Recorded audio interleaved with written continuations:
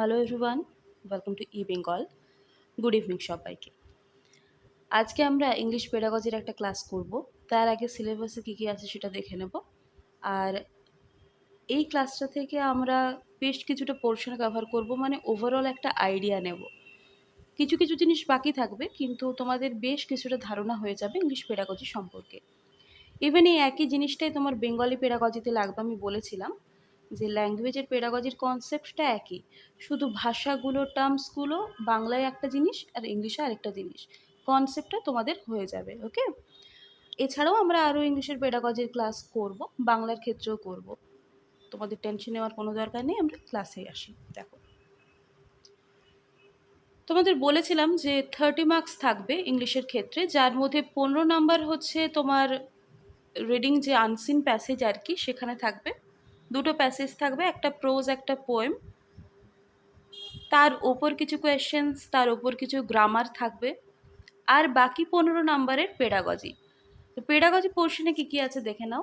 Learning and acquisition, যেটা বাংলার ক্ষেত্রে ভাষার আয়ত্তীকরণ আর শিখন। অ্যাকুইজিশন মানে আমরা বলি ভাষার আয়ত্তীকরণ, আর শিখনটাকে লার্নিং বলছি। Principles of language teaching, roles of listening and speaking, function of language and how children use it as a tool. ল্যাঙ্গুয়েজকে বাচ্চারা কিভাবে টুল হিসেবে ইউজ করে, মানে কমিউনিকেট করার জন্য বা বিভিন্ন ক্ষেত্রে যে ব্যবহার করে, আমরা টুল বিভিন্ন যন্ত্রপাতি ব্যবহার করি, জাস্ট ওই বিষয়টাকেই বলা আছে। বিভিন্ন স্কিলস আছে, সেগুলো সম্পর্কে জানতে হবে, যেমন রিডিং, লিসনিং, স্পিকিং, রাইটিং, এই স্কিলসগুলো। এছাড়াও critical perspective on the role of grammar in learning a language for communicating ideas verbally and in written form, মানে গ্রামারের রোল সম্পর্কে জানতে হবে, ব্যাকরণের। Challenges of teaching language in a diverse classroom, একটা ক্লাসের মধ্যে অনেক রকম বাচ্চা থাকে, সেটা লিঙ্গুয়ালিজমের ক্ষেত্রে হোক, মানে ল্যাঙ্গুয়েজের দিক থেকে হোক, বা বিভিন্ন ব্যাকগ্রাউন্ড থেকে আসা, বিভিন্ন ইকোনমিক স্টেটাসের ওপর ভিত্তি করে কি হয় না, ক্লাসরুমটা ডাইভার্স হয়। তো সেখানে ল্যাঙ্গুয়েজ ডিফিকাল্টিস থাকে, কিছু এরার্স হয়, ডিসঅর্ডার্স থাকে বাচ্চাদের ক্ষেত্রে, সেগুলো সম্পর্কে জানতে হবে। এবং সেই সময় তুমি অ্যাজ আ টিচার কীভাবে, বা একজন টিচারকে কীভাবে ডিল করা উচিত এই পরিস্থিতিগুলো, সেগুলো সম্পর্কে একটু জানতে হবে। Language skills, approaches, methods and techniques of teaching English, কেমন কীভাবে ইংরেজি পড়াবে সেটা। Evaluating language comprehension and proficiency, মানে ল্যাঙ্গুয়েজের যে বিভিন্ন skills, speaking, listening, reading, writing, এইগুলোর সম্পর্কে, এগুলো কিভাবে তোমাকে প্রফিসিয়েন্ট হতে সাহায্য করে, সেই বিষয়গুলো তার সাথে ইভ্যালুয়েশন করা। টিএলএম, টিচিং লার্নিং মেটেরিয়াল সম্পর্কে, যেমন তার মধ্যে text book, multimedia, multilingual resource, এগুলো আছে। লেসন প্ল্যান ও ডিজাইন, যেটা আমরা গতকাল ক্লাসে করেছি, ম্যাথ, ইংলিশ, বেঙ্গলি, ইভিএসের ক্ষেত্রে আমি বলেছি এটা কাজে লাগবে, ওই একই বিষয়ে। মাইক্রো টিচিং, যেটা গতকাল আমি বলেছি ম্যাক্রো টিচিংয়ের ক্ষেত্রে, আরেকটু এখানে আমি বলে দেবো পরে। অ্যাসেসমেন্ট অ্যান্ড ইভ্যালুয়েশন, ওটা আজকে একটা কনসেপ্ট দিয়ে দেবো, আর রেমিডিয়াল টিচিংয়ের কনসেপ্টটা আজকে দেবো, মানে সংশোধনী, যে সংশোধনমূলক শিক্ষণ, সেটা। এই হচ্ছে তোমার ইংলিশ পেডাগজির সিলেবাস। তো দেখো, প্রথমে আসছি আমরা ল্যাঙ্গুয়েজ। ভাষা কি? ছোটবেলা থেকে ভাষা কি জানো? যে ভাষা হচ্ছে কমিউনিকেট করার মাধ্যম, ভাবের আদান প্রদান করা হয় যার সাহায্যে যোগাযোগ করা হয়, ইন্টারঅ্যাক্ট করা হয়। তো language is a medium through which one can express one's ideas, thoughts and feelings. নিজের যে আইডিয়া বলো, চিন্তা ভাবনা বলো, যে ফিলিংসগুলো বলো, অনুভূতিগুলো, সেগুলো এক্সপ্রেস করা হয় ল্যাঙ্গুয়েজের থ্রু, মানে আমরা কমিউনিকেট করতে পারি, ইন্টারঅ্যাক্ট করতে পারি। Language is a structured system of communication that allows people to express their thoughts and feelings. ওটাই বলেছে, it can be conveyed through spoken, written or sign language. আমরা ল্যাঙ্গুয়েজকে কিভাবে এক্সপ্রেস করতে পারি? মুখে বলার মাধ্যমে, ওরাল ভাবে, তাই না? স্পোকেন। আর রিটিন, লিখে করে নিজের মনের ভাব প্রকাশ করতে পারি। অথবা যে সাইন ল্যাঙ্গুয়েজ থাকে, সাংকেতিক যে ল্যাঙ্গুয়েজ, সাংকেতিক যে ভাষা থাকে, যারা ধরো বলতে পারে না বা শুনতে পায় না, তাদের ক্ষেত্রে এই ল্যাঙ্গুয়েজটা ইউজ করা হয়। তো এইভাবে আমরা নিজের মনের ভাব প্রকাশ করি বা অন্যের মনের ভাব আমরা বুঝতে পারি। সেও কি করে, ল্যাঙ্গুয়েজ দ্বারাই নিজের মনের ভাব প্রকাশ করে, ওটাই এখানে বলা আছে। তো মানুষ কিন্তু এই যে ল্যাঙ্গুয়েজ, কথা বলতে পারে, এটা মানুষের বিশেষত্ব অন্যান্যদের অপেক্ষা, অন্যান্য প্রাণী অপেক্ষা। আচ্ছা, এখানে একটা বিষয় বলি, স্ক্রিপ্ট। স্ক্রিপ্ট মানে কি বলতো, হরফের কথা বলা আছে। স্ক্রিপ্ট মানে হচ্ছে তোমার হরফ। আমি ওখানটায় না লিখে এই জায়গাটায় লিখছি। স্ক্রিপ্ট মানে হচ্ছে হরফ। এই হরফের সাথে কিন্তু ল্যাঙ্গুয়েজের খুব সেরকম কানেকশন নেই, কোনো স্পেসিফিক রিলেশনশিপ নেই। যে কোনো ল্যাঙ্গুয়েজকে যে কোনো হরফেই লেখা যায়। আমরা বলতে পারি না যে পার্টিকুলার এই ল্যাঙ্গুয়েজ মানে আমি এই হরফে লিখবো, একদমই না।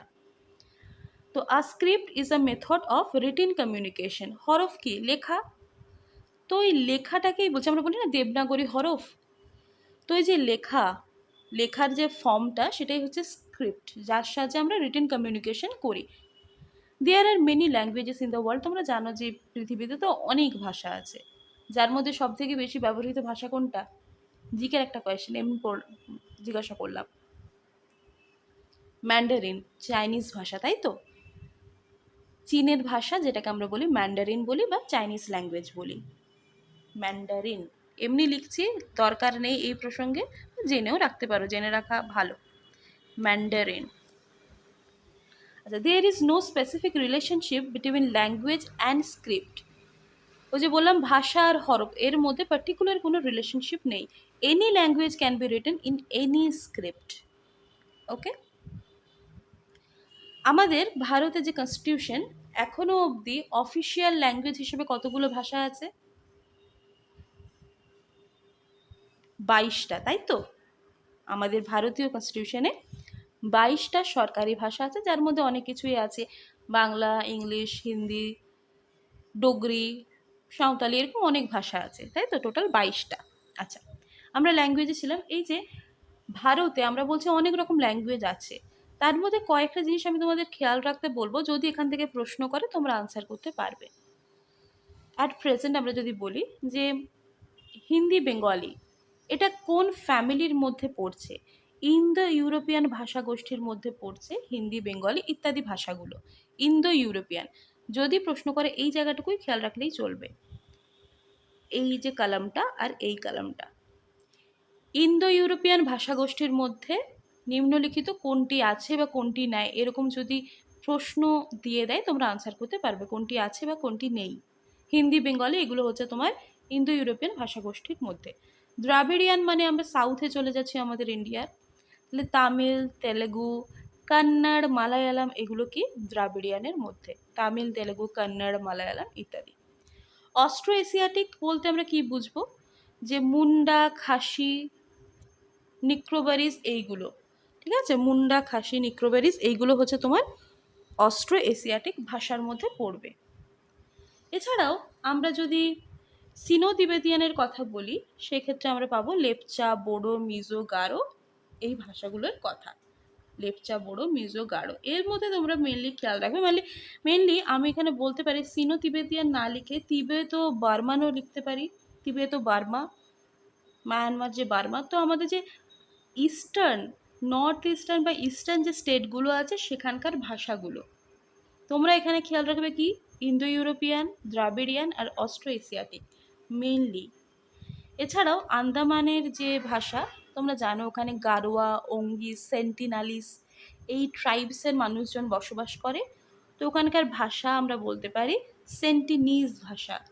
সেন্টিনিজ, কেমন?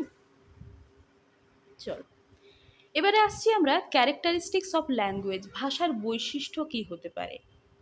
ভাষা কি হয়? সিম্বলিক হয়, ডাইনামিক হয়। সিম্বলিক, তুমি হ্যালো বলেও গ্রিটিংস করতে পারো, হ্যালো, গুড মর্নিং, এইভাবে তুমি গ্রিটিং করো। এই যে হ্যালো বলছো, তুমি মুখে না বলেও হাতটা নাড়িয়ে হ্যালো বলতে পারো। তার মানে কি, ভাষারও সিম্বলস রয়েছে। ভাষা ডাইনামিক কেন? না, সময়ের সাথে সাথে ভাষা তার যে বিভিন্ন ওয়ার্ড বলো বা বিভিন্ন কি হয় না, ইভলভমেন্ট ঘটে, ইভলভ হয়, চেঞ্জ হয়, বিভিন্ন কিছু সে অ্যাডপ্ট করে বা কিছু বাদ যায়। যিনি ইউজার, ভাষা যিনি ব্যবহার করছেন, তার অ্যাকর্ডিং ভাষা চেঞ্জ হয়, তার অ্যাকর্ডিং ভাষাটা উনি ব্যবহার করেন নিজের প্রয়োজন মতো। তার মানে কি ভাষা পরিবর্তন হয়, গতিশীল, ডাইনামিক বলছি। মিনস অফ কমিউনিকেশন, আমরা ভাষার মাধ্যমে কি করি, যোগাযোগ, কমিউনিকেট করি, ইন্টারাক্ট করি, সেই জন্য বলা হচ্ছে means of communication. Medium of instruction, আমরা বিভিন্ন ইনস্ট্রাকশন দিই, নির্দেশ হোক বা কোনো কিছু পরামর্শ হোক বা বিভিন্ন কিছু ইনস্ট্রাক্ট করা, সিম্পল কথায়। ল্যাঙ্গুয়েজ ইজ আরবিট্রারি, আরবিট্রারি মানে আমরা বলি না র্যান্ডম, কেন বলছি দেখো, অনেক সময় কি হয়, আমরা অনেক ওয়ার্ড বলি, তো অনেক সময় না আমরা বিভিন্ন ওয়ার্ড বলি, ওই ওয়ার্ডের মিনিং যদি না জানি, সেটা ক্ষেত্র বিশেষে অনেক কিছু মিনিং হতে পারে। যেমন তুমি যদি একটা ওয়ার্ড বলো টেবিল, টেবিল মানে তুমি একটা ওয়ার্ডই বলছো, তার মানে কি আমি বিছানাকে টেবিল বলতে পারি, একটা চেয়ারকে টেবিল বলতে পারি, বসার জায়গাকে টেবিল বলতে পারি, পার্টিকুলার যে চার পায়া মানে টেবিল, ওটা কখনো কখনো আমরা ব্যবহার নাও নাও করতে পারি। টেবিলের ডেফিনেশন হয়তো অনেকের কাছে অনেক রকম, এখন আমরা ইউজ করি টেবিল বলতে চার পায়ের কথাই বলি, কেন না ওটা আমরা স্ট্যান্ডার্ড হিসেবে ধরে নিয়েছি। এই যেমন ধরো একটা সহজ এক্সাম্পল দিয়ে বুঝতে তোমাদের সুবিধা হবে, ল্যাঙ্গুয়েজকে কেন আরবিট্রারি বলছি। মাছ, ফিশ, এটাকে ছোটোবেলায় অনেকে চিচি বলতে বা আরও অন্যান্য কিছু বলতে, কিন্তু তার মানে কি মাছ না, ওই ওয়ার্ডটা তুমি ইউজ করতে, তার মানে ওয়ার্ডটা ভ্যারি করছে, পার্সন টু পার্সন ভ্যারি করতে পারে, ওই বিষয়টাকেই বলা হচ্ছে language is arbitrary. Language is complex, language জটিল কেন বলা হচ্ছে, কারণ এর মধ্যে অনেক ভ্যারাইটি অফ এলিমেন্টস রয়েছে, অনেক রকম এলিমেন্টস রয়েছে, অনেক পরিমাণে এলিমেন্টস রয়েছে, অনেক সংখ্যক এলিমেন্টস রয়েছে। এর যে ইন্টারন্যাশনাল স্ট্রাকচারের কথাও যদি বলি, সেটা অনেক বেশি এলাবোরেট, মানে অনেক কিছু জিনিস রয়েছে ল্যাঙ্গুয়েজের মধ্যে, সেজন্যই আমরা ল্যাঙ্গুয়েজে কি বলছি, কমপ্লেক্স। ক্লিয়ার আশা করছি। আরবিট্রারির এক্সাম্পল হিসেবে আমি যদি আরও বলি, এই যেমন ধরো ভূত, বাচ্চাদেরকে ভয় খাওয়ানোর জন্য বা বাচ্চারা যেন অন্য কোথাও বাইরে বা কোনো মানে একটু অকওয়ার্ড প্লেসে চলে না যায়, তার জন্য বলা হয় না ওদিকে যেও না জুজু বুড়ি আসবে, তার মানে ওটা কি অ্যাকচুয়ালি কি কোনো এক্সিস্টেন্স আছে, না, তুমি ভূত বা ভয়ানক কিছুর অর্থ বোঝাতে ব্যবহার করছো। এবারে সে হয়তো কোনো পোকাকেও জুজু বলে, তার মানে কি একটা ওয়ার্ড বিভিন্ন ক্ষেত্রে ব্যবহার হতে পারে, সে কমিউনিকেট করছে, ল্যাঙ্গুয়েজের থ্রু কমিউনিকেশন হচ্ছে, কিন্তু ওটা আরবিট্রারি সেন্সে ইউজ হচ্ছে, বিভিন্ন ক্ষেত্রে ওটাকে আমরা ইউজ করতে পারি, বিভিন্ন ওয়ার্ডকে। ওকে, তো সেটাই হচ্ছে ল্যাঙ্গুয়েজ ইজ আরবিট্রারি। চলো নেক্সট হচ্ছে আমরা যেটা বাংলা পেডাগজির ক্ষেত্রে পড়েছিলাম, ল্যাঙ্গুয়েজ অ্যাকুইজিশন, আর এরপরেই আছে তোমার ল্যাঙ্গুয়েজ লার্নিং। অ্যাকুইজিশন মানে কি অ্যাকোয়ার করা, সেখানে আমি কি বলেছিলাম, বাচ্চা কি হবে, সাবকনশিয়াস থাকবে, সাবকনশিয়াস, অবচেতন, অচেতন কিন্তু নয়, অবচেতন, কেমন একদমভাবে মনোযোগী নয়, কিন্তু সে শিখছে। বাচ্চা যখন বাড়িতে থাকছে, তার বাবা মা, তার ফ্যামিলির মানুষজন, তার চারপাশের মানুষজন যে ভাষায় কথা বলছে, বাচ্চা সেই ভাষাটা অ্যাকোয়ার করছে, মাদার টাং বলো বা নেটিভ ল্যাঙ্গুয়েজ বলো, সে অ্যাকোয়ার করছে তার পারিপার্শ্বিকের যে ল্যাঙ্গুয়েজ, নেটিভ ল্যাঙ্গুয়েজ। তার মানে কি এটা হচ্ছে একটা সাবকনশিয়াস বা অবচেতন প্রসেস। এর জন্য গ্রামাটিক্যাল রুলস সেই অর্থে ইউজ হয়ই না, কোনো ফর্মাল প্রসিজারের মধ্যে দিয়ে যেতে হয় না, ন্যাচারাল ওয়েতে হয়, কোনো সিস্টেমেটিক প্র্যাকটিসের দরকার হয় না। তো when language is learned naturally and without any systematic practice, it is called acquisition. It refers to the process of learning a native or a second language because of the innate capacity of human brain. দেখো language acquisition আমাদের mother টাঙ্গের ক্ষেত্রে হয়, অবশ্যই হয়, এটা তো হবেই, mother টাঙ্গের ক্ষেত্রে হয়, যেটাকে আমরা নেটিভ ল্যাঙ্গুয়েজও বলতে পারি, TONGUE। আবার সেকেন্ড ল্যাঙ্গুয়েজ, সেকেন্ড ল্যাঙ্গুয়েজ ধরো তুমি একটা ইংলিশ মিডিয়াম স্কুলে পড়ো, সেখানে ইংলিশে যেমন কথা হয় অ্যাজ ওয়েল অ্যাজ হিন্দি ভাষাতেও কথা হয়, তার মানে কি তুমি একটা হিন্দি ভাষার এনভায়রনমেন্টের মধ্যেও থাকছো, তাহলে ও ক্ষেত্রেও, বা তুমি ধরো কোনো একটা পরিস্থিতিতে আছো যেখানে হিন্দি ভাষায় তুমি কথা শুনছো, তার মানে কি শুনে শুনে শেখা, বা কার্টুন দেখে দেখে তুমি অ্যাকোয়ার করছো, কোনো প্রপার গ্রামাটিক্যাল রুল মেনটেন করে ফর্মালভাবে কোনো কনসিয়াস ওয়েতে তোমাকে শিখতে হচ্ছে না, তুমি অ্যাকোয়ার করছো। তো সেকেন্ড ল্যাঙ্গুয়েজও কিন্তু তুমি অ্যাকোয়ার করতে পারো, সেটাই এখানে বলা আছে। মানুষের মধ্যে, মানুষের ব্রেনের মধ্যে একটা ইনেট ক্যাপাসিটি থাকে। ইভেন এই প্রসঙ্গে নোয়াম চমস্কিও অনেক কথা বলেছেন, আমরা যাচ্ছি। তো আমরা কি শিখলাম, ল্যাঙ্গুয়েজ অ্যাকুইজিশন কিন্তু সাবকনশিয়াস ওয়েতে হয়, ন্যাচারালি হয়, উইদাউট সিস্টেমেটিক প্র্যাকটিস হয়। এটা নেটিভ মানে মাদার টাঙ্গের ক্ষেত্রেও হতে পারে, সেকেন্ড ল্যাঙ্গুয়েজের ক্ষেত্রেও হতে পারে। ওকে, আর গ্রামারের ইউজ কিন্তু খুব কম, মানে হয় না বললেই চলে। It also means an subconscious process that occurs when language is used in real conversation. আশা করছি ক্লিয়ার, ল্যাঙ্গুয়েজ আয়ত্তীকরণ যেটাকে আমরা বলি। নেক্সট আসছি আমরা ল্যাঙ্গুয়েজ লার্নিং। লার্নিং মানে আমরা বলি না শিখন, তাহলে এখানে শিখছি, তোমাকে কি থাকতে হচ্ছে, তোমাকে সচেতন থাকতে হচ্ছে, দ্যাট ইজ কনশাস থাকতে হচ্ছে, সচেতন থেকে শিখতে হচ্ছে। এটা একটা সিস্টেমেটিক ওয়েতে তুমি শিখছো, গ্রামারের ব্যবহার শিখছো। তুমি যখন ইংলিশ একটা সাবজেক্ট হিসেবে শিখছো, তুমি গ্রামারের রুলস জানছো, টেন্স জানছো, অনেক কিছু বিষয় জানছো, কীভাবে সেন্টেন্সগুলোকে সাজাতে হবে সেগুলো তুমি জানো। তাহলে ল্যাঙ্গুয়েজ লার্নিং হচ্ছে একটা সিস্টেমেটিক ওয়েতে শেখা। Learning a language is a inclusive process, তোমাকে ইনভলভ রাখছো ওর বিষয়টার মধ্যে, সেজন্য ইনক্লুসিভ বলছি। Learning is a conscious process, তোমাকে সচেতন থাকতে হচ্ছে, সচেতন থাকতে হচ্ছে। And it is more effective when it is done in a meaningful situation or familiar environment.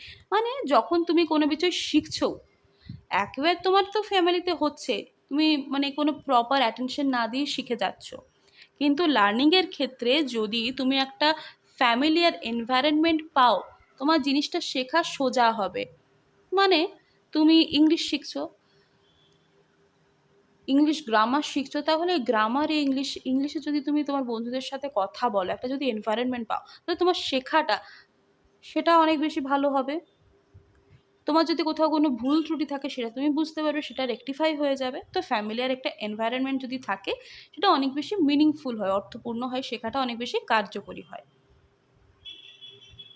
Grammar should be taught in meaningful context, মানে গ্রামার শেখানো হয়, গ্রামারের ভূমিকা রয়েছে লার্নিংয়ের ক্ষেত্রে।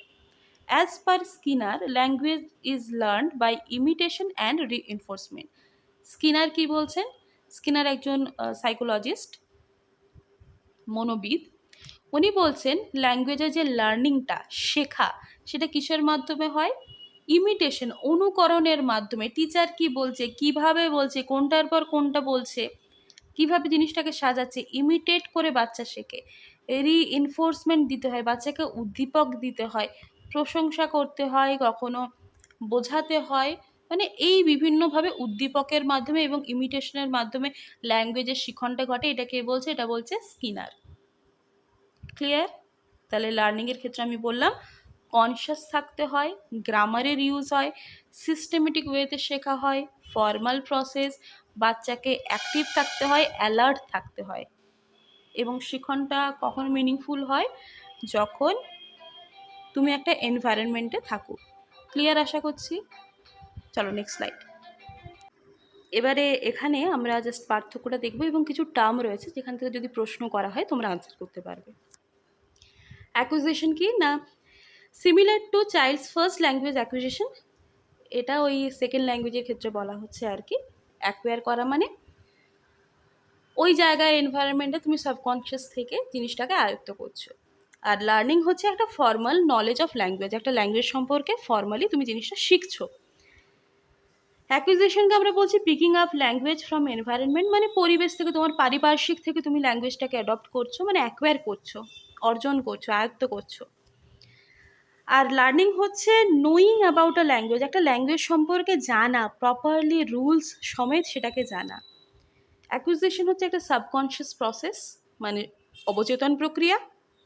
লার্নিং হচ্ছে একটা কনশিয়াস প্রসেস, মানে হচ্ছে তোমার একটা সচেতন প্রক্রিয়া। কেমন? ল্যাঙ্গুয়েজ অ্যাকুইজিশন সেটা তোমার ইমপ্লিসিট নলেজ। ইমপ্লিসিট নলেজ বলতে আমি এখানে রেখেছি দেখো, যে যেটা গেইন করা হয় কিসের মাধ্যমে না, incidental activities or without awareness.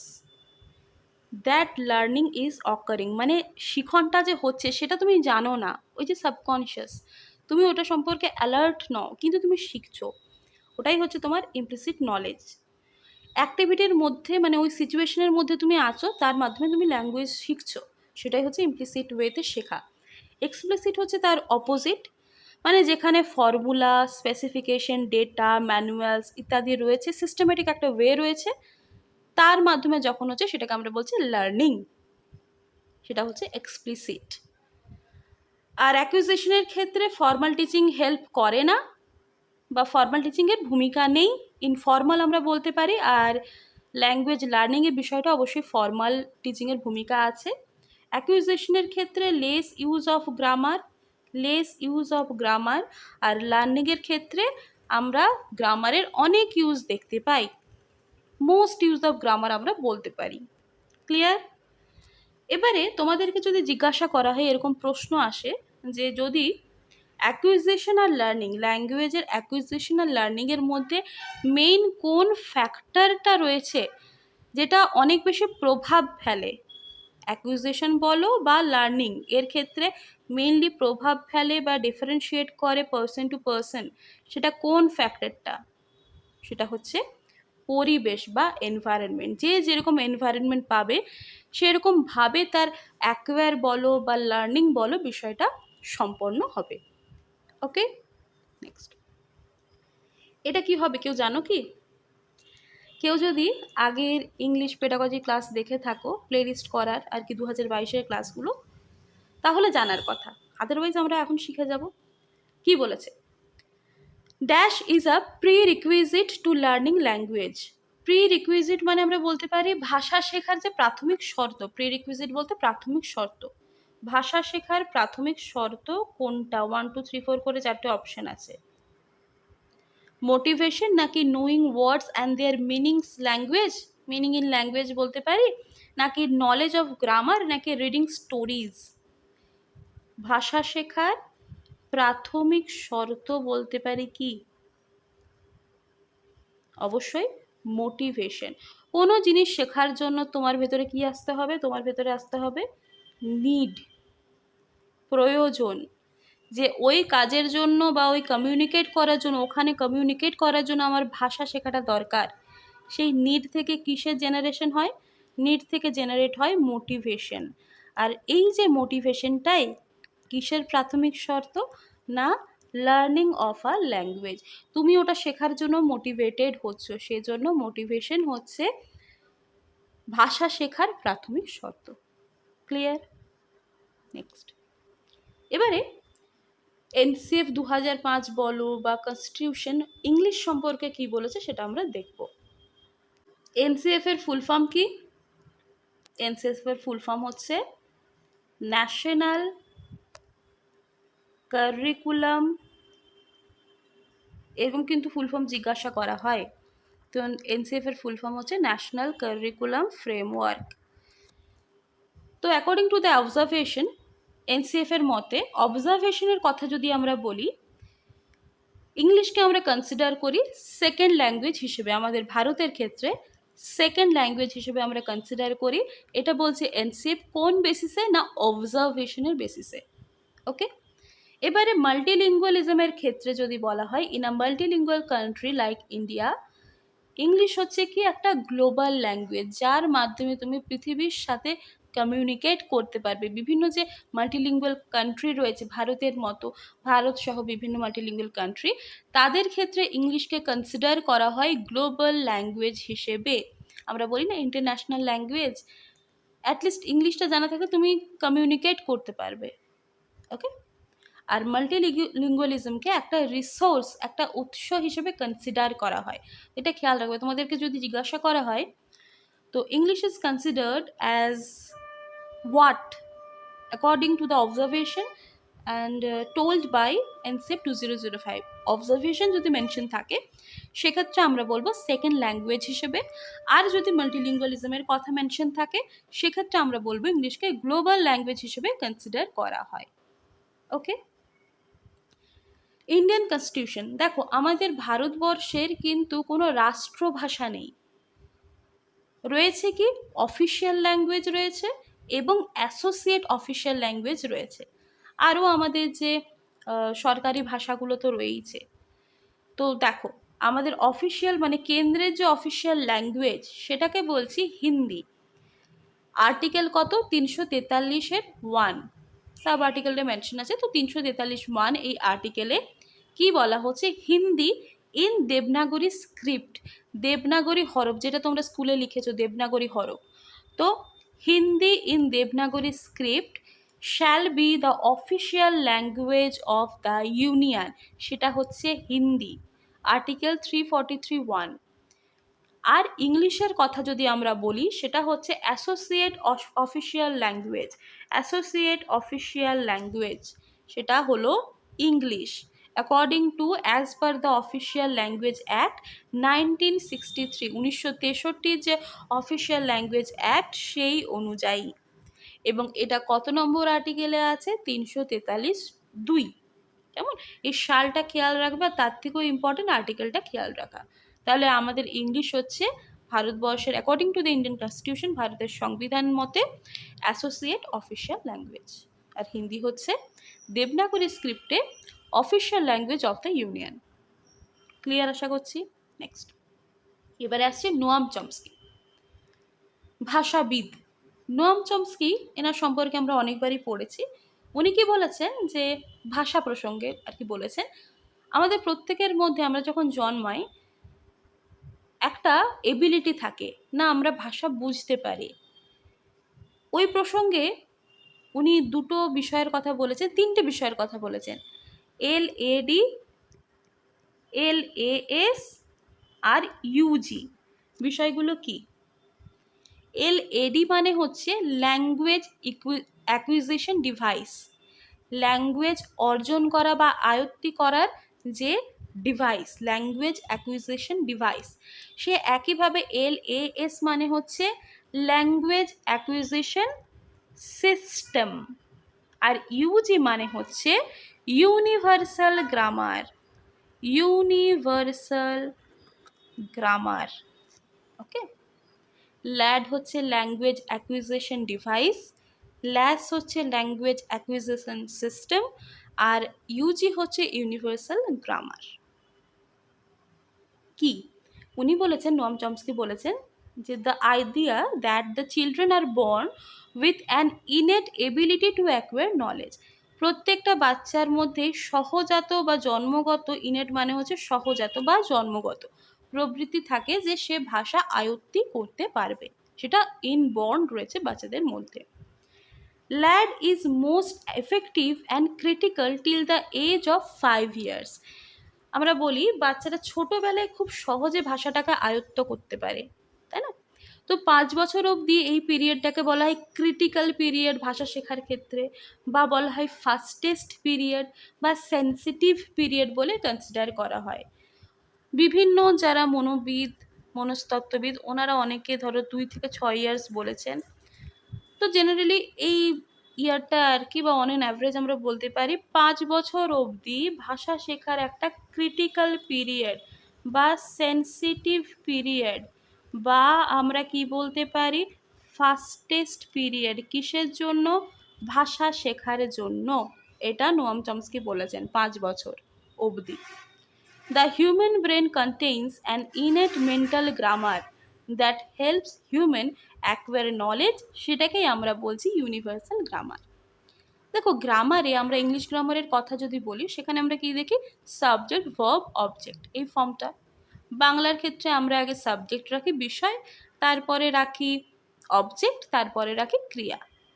তো কিছু ফর্ম রয়েছে, কিন্তু বাচ্চা যখন জন্মেছে তার আশেপাশে মানুষজন, তার বাবা মায়ের কাছ থেকে সে শুনে শুনে শিখছে, আয়ত্ত করছে আর কি, শুনে শুনে আয়ত্ত করছে। তার মানে সে যখন আয়ত্ত করছে সে কি ওই রুল আয়ত্ত করছি বলে আয়ত্ত করছে না, কিন্তু সে কিন্তু তার বাবা মাকে বলছে যে মা আমার খিদে পেয়েছে, বাবা আমার খিদে পেয়েছে, আমি এখানে যাব, আমার ওটা চাই। বাক্য কিন্তু কমপ্লিট হচ্ছে, সেন্টেন্স কমপ্লিট হচ্ছে। তার মানে কি, একটা গ্রামার তার মেন্টাল প্রসেসিংয়ের মধ্যে রয়েইছে, জন্মগতভাবে রয়েইছে, ওটাকেই নোয়াম চমস্কি বলছেন ইউনিভার্সাল গ্রামার। এই কনসেপ্টটা উনি দিয়েছেন। ওকে, যেটাকে আমরা অল্টারনেটিভলি কি বলতে পারি, আমরা বলতে পারি ট্রান্সফর্মড বা জেনারেটিভ গ্রামার। কেমন? এই যে, what is universal grammar? It is a theory that suggests that some rules of grammar are hardwired into the brain and manifest without being taught. শেখানো ছাড়াও কিন্তু গ্রামার আমরা আমাদের মস্তিষ্কের মধ্যে রয়েছে, এটাই হচ্ছে universal grammar. Next, the universal grammar theory suggests that every language has some of the same laws. প্রত্যেকটা ল্যাঙ্গুয়েজেরই কিছু না কিছু সেম লজ রয়েছে। For example, every language has a way to ask a question or make something negative or positive. মানে positive sense হোক negative sense হোক বা questioning করার জন্য ভাষার ধরন তো একই, সে যে ভাষাতেই হোক না কেন, হিন্দি, বাংলা, ইংলিশ, সাঁওতালি, ডোগরি, যে কোনো ভাষাই হোক না কেন, জিনিসটা কিন্তু একই। সে প্রশ্ন করছে, কোয়েশ্চেন মানে কোয়েশ্চেনিংই হয়, আদার কিছু হয় না। পজিটিভ মানে পজিটিভ কিছু বিষয়ই হয়, স্টেটমেন্টই হয়। নেগেটিভ মানে নেগেটিভ কিছু স্টেটমেন্টই হয়। তার মানে কি, ওই ইউনিভার্সাল গ্রামার থিওরি বলতে উনি বোঝাতে চেয়েছিলেন যে প্রত্যেকটা ভাষার বা সব ভাষার মধ্যেই কিছু সেম লজ রয়েইছে। একটা বেবি আর কি, মম এই ওয়ার্ডটা আর তার near by word MOP, mop, যেটা মোছা হয় আর কি, যেটা দিয়ে ঘর মোছা হয় বা মোছামুছি করা হয়, এই দুটো ওয়ার্ডের মধ্যে কিন্তু ডিফারেন্সিয়েট করতে পারবে। সে মমকে নিশ্চয়ই মপ বলে ডাকবে না। দুটো ওয়ার্ড কিন্তু নিয়ার বাই সিমিলার, একটা জাস্ট অ্যালফাবেটের পার্থক্য। তো এই যে বিষয়টা, এটা আননোয়িংলিও, বাচ্চা জানে না যে ওটার মিনিং কি, আননোয়িংলিও সে কি করে না জিনিসটাকে ব্যবহার করে, কথাটাকে ব্যবহার করে। তো এটাকেই বলা হচ্ছে ইউনিভার্সাল গ্রামার। কেমন? আশা করছি ক্লিয়ার এই অবধি। নেক্সট প্রশ্ন আছে, আনসার করো। The idea that children are born with language acquisition device is given by, তাহলে language acquisition device মানে LAD এর কনসেপ্টটা কে দিয়েছেন?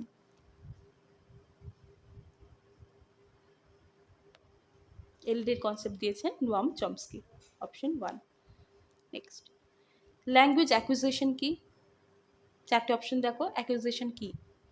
a process of memorization and use of necessary vocabulary, memorise করা এবং যে বিভিন্ন ভোক্যাব আছে সেগুলোকে ব্যবহার করা, নাকি ইনভার্স a systematic approach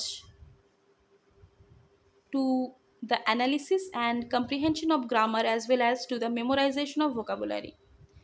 এটা ইনভার্স না করে রেফার্সও বলতে পারো, refers of any systematic approach, যেক্ষেত্রে কি মেমোরাইজেশন, গ্রামার, ভোকাবুলারি ইত্যাদির উপর জোর দেওয়া হয়, এটা রেফার্সই হবে, নাহলে মিনিং দাঁড়াচ্ছে না। একটা সিস্টেমেটিক অ্যাপ্রোচ কি ল্যাঙ্গুয়েজ অ্যাকুইজিশন, নাকি refers to the process of learning native or second language because of the innate capacity of the human brain? মানুষের ব্রেনের মধ্যে একটা সহজাত প্রবৃত্তি রয়েছে, একটা বৈশিষ্ট্য রয়েছে, ক্ষমতা রয়েছে, যার মাধ্যমে সে নেটিভ ল্যাঙ্গুয়েজও শিখতে পারে, মাদার টাঙ্গও মানে ফার্স্ট ল্যাঙ্গুয়েজও শিখতে পারে, বা সেকেন্ড ল্যাঙ্গুয়েজও আর কি অ্যাকোয়ার করতে পারে। ফার্স্ট ল্যাঙ্গুয়েজ বা সেকেন্ড ল্যাঙ্গুয়েজ অ্যাকোয়ার করতে পারে, কি হবে এটা? নাকি is a technique intended to simulate the environment in which children learn their native language? Simulate মানে নকল করা, ইমিটেট করা, অনুকরণ করা। তো তার চারপাশে অনুকরণ করে বাচ্চা শিখছে কি, মানে লার্ন করছে। স্কিনার কি বলেছে? স্কিনার কিন্তু এই কথাটা, ইমিটেশনের কথাটা বা এনফোর্সমেন্টের যে কথাটা, ওটা লার্নিংয়ের ক্ষেত্রে বলেছে। তো আমাদের কি হবে? অপশন 3 হবে correct answer. Refers to the process, অ্যাকুইজিশনের কথা বলেছে, refers to the process of learning native or second language because of the innate capacity of the human brain. আমাদের ব্রেনের মধ্যে যে সহজাত ক্যাপাসিটি, সহজাত ক্ষমতা রয়েছে ল্যাঙ্গুয়েজ অ্যাকোয়ার করার জন্য, সেটাকে বলা হচ্ছে language আয়ত্তীকরণ, option 3। Next, the most important factor which is responsible for the differentiation between language learning and language acquisition is, এক্ষুনি বললাম, ভাষা শিখন আর ভাষা আয়ত্তীকরণের মধ্যে মেইন ফ্যাক্টর কোনটা? কোনটা দায়ী? অবশ্যই environment, option 4। Next, which observation supports বা উইচ স্টেটমেন্ট আর কি, কোন স্টেটমেন্টে সাপোর্ট করছে Noam Chomsky's ideas about language acquisition? Noam চমস্কির যে মতবাদ সেটাকে সাপোর্ট করছে ল্যাঙ্গুয়েজের ক্ষেত্রে।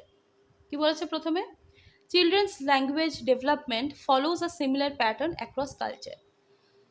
মানে ভারতের সংস্কৃতি একটা আলাদা, আমেরিকার যে ওয়েস্টার্ন কালচার সেটা আলাদা, বিভিন্ন জায়গার সংস্কৃতি কী হয়, আলাদা হয়, কালচার আলাদা হয়। তাহলে কালচার আলাদা হওয়া মানে কি তাদের ল্যাঙ্গুয়েজ ডেভেলপমেন্টের যে প্যাটার্ন সেটা কি আলাদা হয়ে যাবে? না তো, সিমিলারই থাকবে, ওটাই বলা আছে, তাহলে এটা ঠিক আছে। নেক্সট স্টেটমেন্ট কি বলেছে? The stages of language development occur at about the same ages in most children. মানে এই যে ভাষার যে ডেভেলপমেন্টটা বাচ্চার মধ্যে ঘটছে সেটা অলমোস্ট সেম ইয়ারেই ঘটে, সে বাচ্চা যেখানেই থাকুক না কেন, যে দেশেই থাকুক না কেন, পৃথিবীর যেখানেই থাকুক না কেন, সেম এজেই ঘটছে অলমোস্ট, এটাও ঠিক আছে। Children acquire language quickly and effortlessly, বাচ্চারা অনেক সহজভাবে ভাষাটা আয়ত্ত করতে পারে, কারণ 5 বছর অবধি বাচ্চাদের যে অ্যাকোয়ার করার ক্ষমতাটা অনেক বেশি হয়। অপশন 3, তাহলে all of these are correct, option 4 হবে correct answer. Clear? Next, language acquisition stands for, language acquisition বলতে আমরা কি বলি? যে learning a language without making any deliberate or conscious effort, deliberate বলতে মানে স্বেচ্ছাকৃত, তুমি নিজে কোনো এফোর্ট দিচ্ছ, কনসিয়াস এফোর্ট দিচ্ছ, সেটা ছাড়া ল্যাঙ্গুয়েজ লার্ন করা, সেটাকে বলছে অ্যাকুইজিশন। নাকি learning a language through some specific language methodology, কিছু নর্মস, কিছু মেথডের মাধ্যমে তুমি শিখছো, সেটাকে বলছি। নাকি learning a language by taking recourse to one's mother tongue, recourse বলতে আশ্রয় নেওয়া, মানে ব্যবহার করে বলতে পারি, মাদার টাঙ্গে ব্যবহার করে আরেকটা ল্যাঙ্গুয়েজ শেখা। নাকি learning a language with a deliberate or conscious effort, তুমি স্বেচ্ছাকৃতভাবে এফার্ট দিয়ে, সচেতনভাবে এফার্ট দিয়ে শিখছো, সেটাকে কি ল্যাঙ্গুয়েজ অ্যাকুইজিশন বলি? কি হবে? অ্যাকুইজিশন মানে কনসিয়াস এফোর্ট লাগবে না, ডেলিবারেট বা কনসিয়াস কোনো এফোর্ট লাগবে না। তাহলে যখন আমরা ল্যাঙ্গুয়েজটাকে আর কি অ্যাকোয়ার করছি, এখানে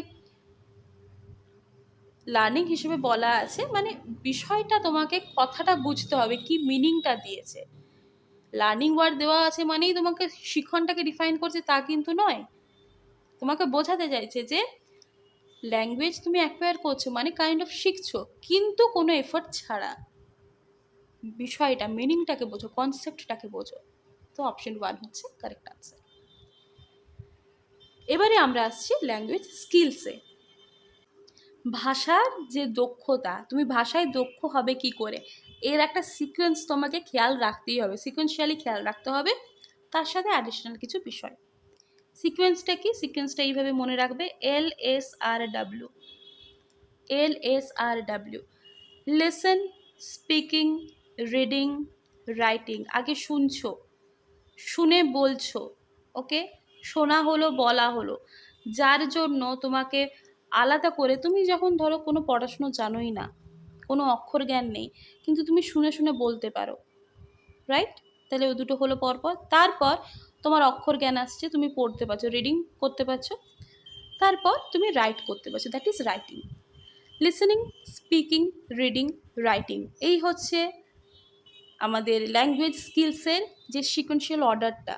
একটা বাচ্চাকে যখন শেখানো হয় এই 4টে স্কিলই কিন্তু তারা একসাথে শেখে, 1 বাই 1 শেখে, কিন্তু শেখে। এই যে লিসেনিং আর স্পিকিং, এর জন্য আমি বললাম তোমার কোনো প্রপার তথাগত পুঁথিগত বিদ্যার দরকার নেই, যে তোমাকে অক্ষর জ্ঞান থাকতে হবে সেটার দরকার নেই। সেজন্য আমরা লিসেনিং আর স্পিকিংকে কী বলতে পারি বলো তো? প্রাইমারি স্কিলস, প্রাইমারি স্কিলস বলতে পারি। আর রিডিং, রাইটিং, এর জন্য কি হয় না, তোমার অক্ষর জ্ঞান থাকা দরকার, নাহলে তুমি রিডিং করবে কি করে, রাইট করবে কি করে, তাই না?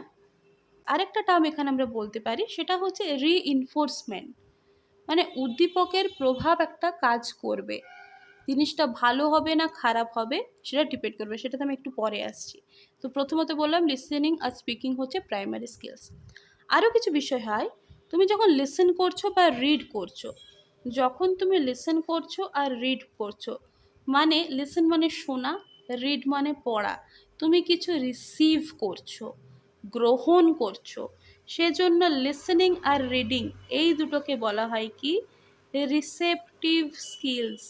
গ্রহণ করা, রিসিভ করা, সেজন্য এটাকে বলা হয় রিসেপটিভ স্কিলস। বা তোমাকে এটা অল্টারনেটিভলি তুমি বলতে পারো কনজাম, কনজিউম করছো, দ্যাট ইজ কনজামশন। কনজিউম করা বা আমরা বলতে পারি কনজামশন। এক্ষেত্রে তুমি কি অ্যাক্টিভলি কিছু করছো? করছো না, সেজন্য এটাকে আমরা বলি কি প্যাসিভ স্কিল। তুমি প্যাসিভ ওয়েতে শুনছো বা কোনো কিছু বিষয় পড়ছো। রিডিং মানে ওই যে রিডিং পড়া, বলে বলে রিডিং পড়া, রিডিংয়ের অনেক ভাগ আছে, আমরা পড়বো যাচ্ছি, কিন্তু রিডিং মানে কি তুমি একটা বিষয় থেকে কিছু জিনিস অর্জন করছো। জেনারেট তো কিছু করছো না, তুমি গ্রহণ করছো, সেই জন্য এটাকে বলা হয় কি প্যাসিভ স্কিলস বলা হয়। বা কনজিউম করছো, কনজামশন হচ্ছে, বা রিসিভ করছো, দ্যাট ইজ রিসেপটিভ স্কিল। এবারে যদি আমরা বলি স্পিকিং আর রাইটিংয়ের কথা, তাহলে স্পিকিং আর রাইটিং এই দুটো কি হচ্ছে, স্পিকিং বলা, কিছু প্রডিউস করছো, জেনারেট করছো, রাইটিং লেখার মাধ্যমে কিছু প্রডিউস করছো, জেনারেট করছো, সেজন্য স্পিকিং আর রাইটিংকে কি বলা হয়, ওটাকে বলা হয় প্রোডাক্টিভ স্কিল। রিসেপটিভ হলো আর এটা হচ্ছে তোমার প্রোডাক্টিভ। প্রোডাক্টিভ বলতে পারি বা জেনারেটিভ বলতে পারি। প্রোডাক্টিভ বা জেনারেটিভ বলতে পারি। এক্ষেত্রে তুমি কী করছো না অ্যাক্টিভ থাকছো। অ্যাক্টিভ থেকে বলছো, প্যাসিভ থেকে কি বলতে পারবে মুখ না নাড়িয়ে, তাই না? তো এটা হচ্ছে তোমার অ্যাক্টিভ স্কিল। কোনটা কোনটা? স্পিকিং আর রাইটিং। ক্লিয়ার? আশা করছি বোঝা গেছে। আরেকটা যেটা বলছিলাম যে এই স্পিকিং আর রাইটিং এই দুটো বিষয় তোমাকে করার জন্য কি হয়, কেউ যদি তোমার একটু প্রশংসা করে, না তুমি সুন্দর বলতে পারছো, তাহলে তোমার বলার ধরনটা আরও, তুমি ওটার উপর কাজ করো, আরও সুন্দর হয় ধীরে ধীরে। সেজন্য এই স্পিকিং আর রাইটিংকে কি বলা হয় বলো তো, রিইনফোর্সমেন্ট স্কিলসও বলা হয়। রিইনফোর্সমেন্ট স্কিলসও বলা হয়। কেমন, এটা খেয়াল রাখবে। আর যেহেতু আমি বললাম লিসেনিং আর স্পিকিংয়ের ক্ষেত্রে তুমি কোনো কিছু অক্ষর জ্ঞান ছাড়াও কথা বলতে পারো, শুনতে পারো, ওই জন্য ওটা প্রাইমারি বললাম।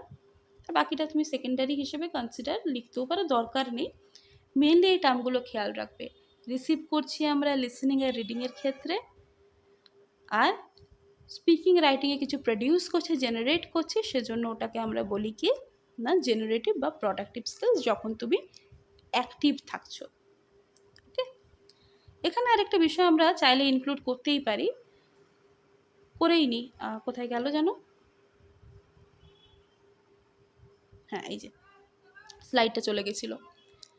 হ্যাঁ, এই লিসেনিংকে আমরা বলতে পারি সেমান্টিক অ্যাসপেক্টের সাথে রিলেটেড। লিসেনিং কিসের সাথে রিলেটেড? সেমান্টিক অ্যাসপেক্ট, মানে মিনিং, অর্থ, সিমান্টিক অ্যাসপেক্টের সাথে রিলেটেড হচ্ছে লিসেনিং।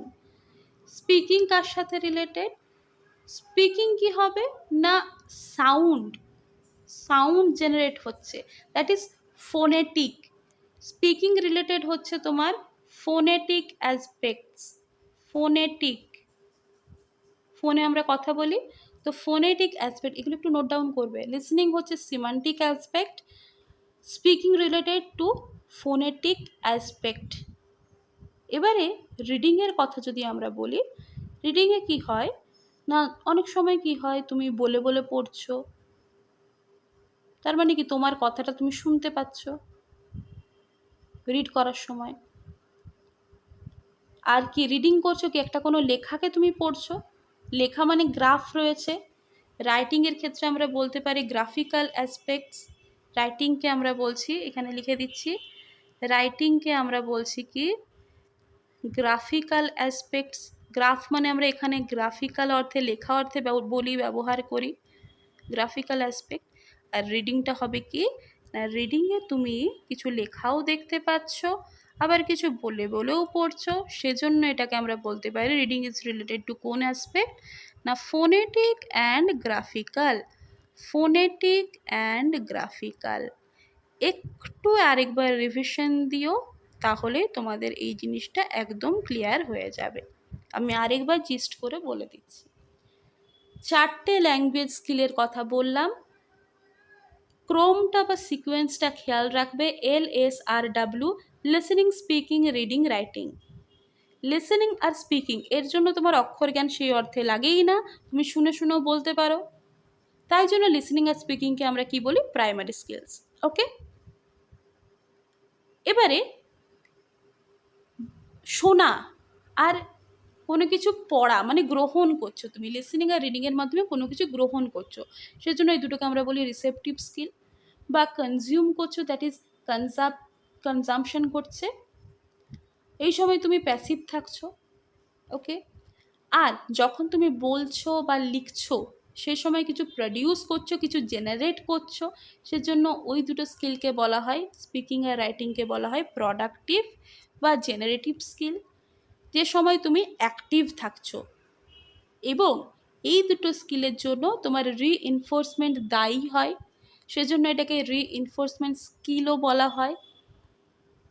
আর কয়েকটা অ্যাসপেক্টের কথা বললাম, যে লিসেনিং যেটা, সেটা কি শুনছো, শুনে কিছু শব্দের মিনিং বের করতে পারো, এটা সিমান্টিক অ্যাসপেক্টের সাথে রিলেটেড।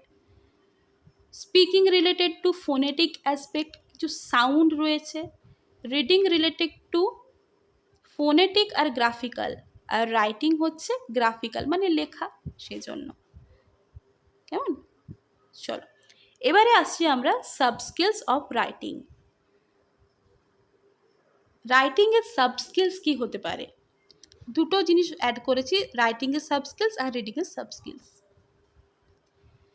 দুটো টার্ম, প্যারাফ্রেজিং আর ট্রান্সক্রাইবিং, বিষয়টা কি বুঝলেই ক্লিয়ার হয়ে যাবে। দেখ, প্যারাফ্রেজিং মানে কি?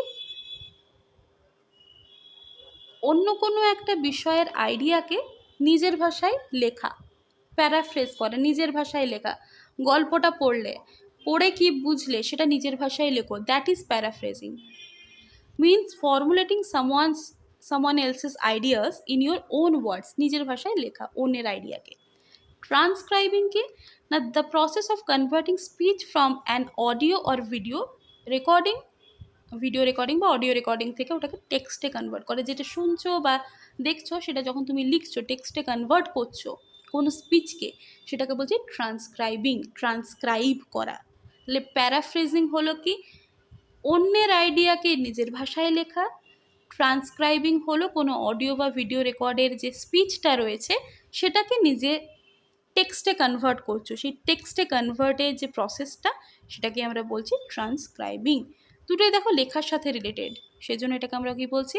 Sub skills of writing. যদি জিজ্ঞাসা করা হয় প্যারাফ্রেজিং, তাহলে which of this is sub skill of writing, এর মধ্যে কোনটা রাইটিংয়ের সাব স্কিল? অনেকগুলো অপশন থাকলো, তার মধ্যে একটা ধরো প্যারাফ্রেজিং থাকলো, তাহলে প্যারাফ্রেজিং আনসার হবে বেস্ট ওটাই। ফ্রেজ, শব্দ, প্যারা করে শব্দ লিখছো। ওকে, নিজের বোঝার জন্য বললাম, নিজের মনে রাখার জন্য আর কি বললাম। এবারে আসছি রিডিংয়ের সাব স্কিলস কী হতে পারে, যেমন প্রেডিকশন আর ইনফারিং, এই দুটো টার্ম। প্রেডিকশন আর ইনফারিং এই দুটো মানেই দেখো অনুমান করা বা প্রেডিক্ট করা, আমরা বলি না অনুমান করা, আমার একটা ধারণা হয়ে যাচ্ছে ওটা সম্পর্কে, আমি এটা প্রেডিক্ট করতে পারছি। তো prediction is a strategy in which the readers use prior knowledge of the subject and the ideas in the text as clues to the meaning of unknown words. কোনো একটা প্যাসেজ, কোনো একটা, ধরো তুমি গল্প পড়ছো ইংলিশে, সব ওয়ার্ডের মিনিং তুমি জানো তা তো নয়, তোমার প্রিভিয়াস নলেজকে কাজে লাগিয়ে এমন তো হয় যে কিছু ওয়ার্ডের মিনিং না জানলেও তোমার এতদিন অবধি যা নলেজ আছে সেটাকে কাজে লাগিয়ে তুমি সেন্টেন্সের মিনিং বের করে নিতে পারবে, প্রেডিক্ট করে নিতে পারবে, ওটাই হচ্ছে তোমার প্রেডিকশন। ইনফারিং কি? ইনফারিং হচ্ছে কোনো একটা টেক্সটে পুরোপুরি ইন ডিটেল না গিয়েও কনক্লুশন ড্র করতে পারো, ওটাও একটা অনুমান। Involves using clues in a text and prior knowledge two draw conclusions. এটার কনক্লুশন কি হতে পারে সেটা তুমি আগে থেকে অনুমান করে নিতে পারো, দ্যাট ইজ ইনফারিং। এটা কিসের সাথে রিলেটেড? পড়া, রিডিংয়ের সাথে রিলেটেড। ক্লিয়ার? এবারে আমরা রিডিং সম্পর্কে কিছু জিনিস জানবো। তার আগে আমাকে বলো, যতদূর আমরা পড়লাম সবার ক্লিয়ার তো?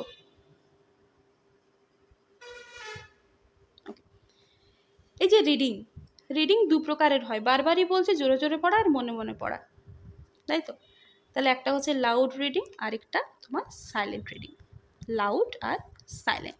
এখানে আমরা ইন্টেন্সিভ, এক্সটেন্সিভ বা স্ক্যানিং, স্কিমিং এই বিষয়গুলো পড়ব এক এক করে।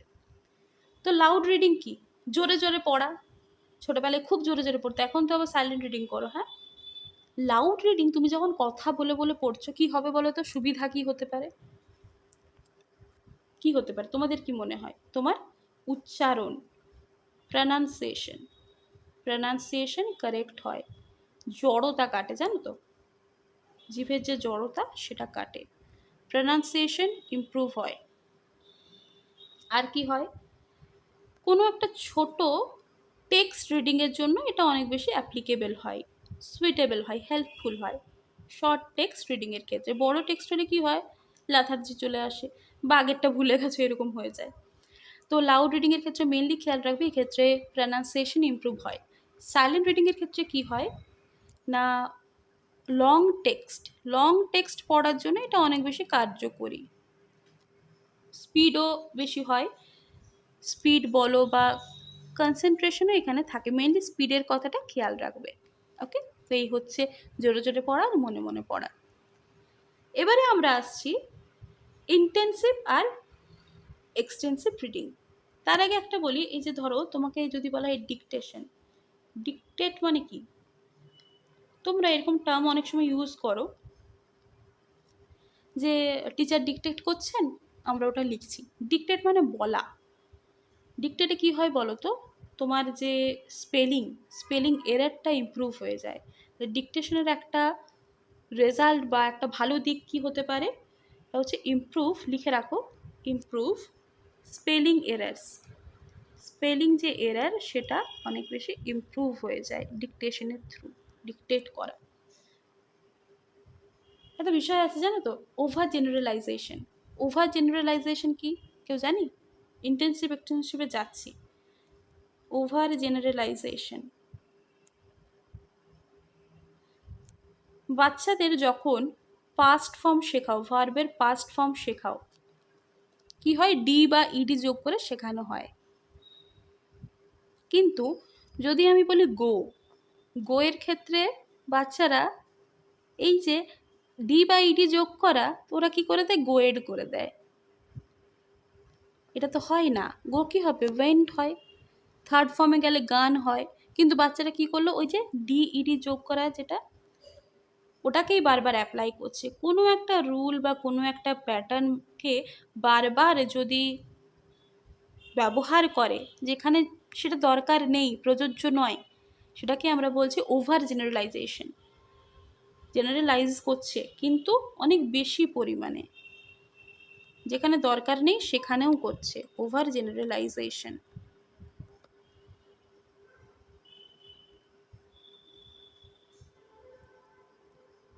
এবারে এক্সটেন্সিভ আর ইন্টেন্সিভ রিডিংটা কি? দেখো ওয়ার্ডটা দেখো, ইন্টেন্স মানে কি? গভীর। ইন্টেন্সিভের মধ্যে একটা ওয়ার্ড আছে গভীরে যাওয়া, ইন্টেন্স, ডেপথে যাওয়া। তার মানে যখন ইন ডিটেল তুমি স্টাডি করছো, that is intensive reading. In detail যখন স্টাডি করছো, ইন্টেন্সিভ রিডিং। বলা হয় read between the lines. Intensive রিডিংয়ের ক্ষেত্রে আমরা বলি রিড বিটুইন দ্য লাইন্স,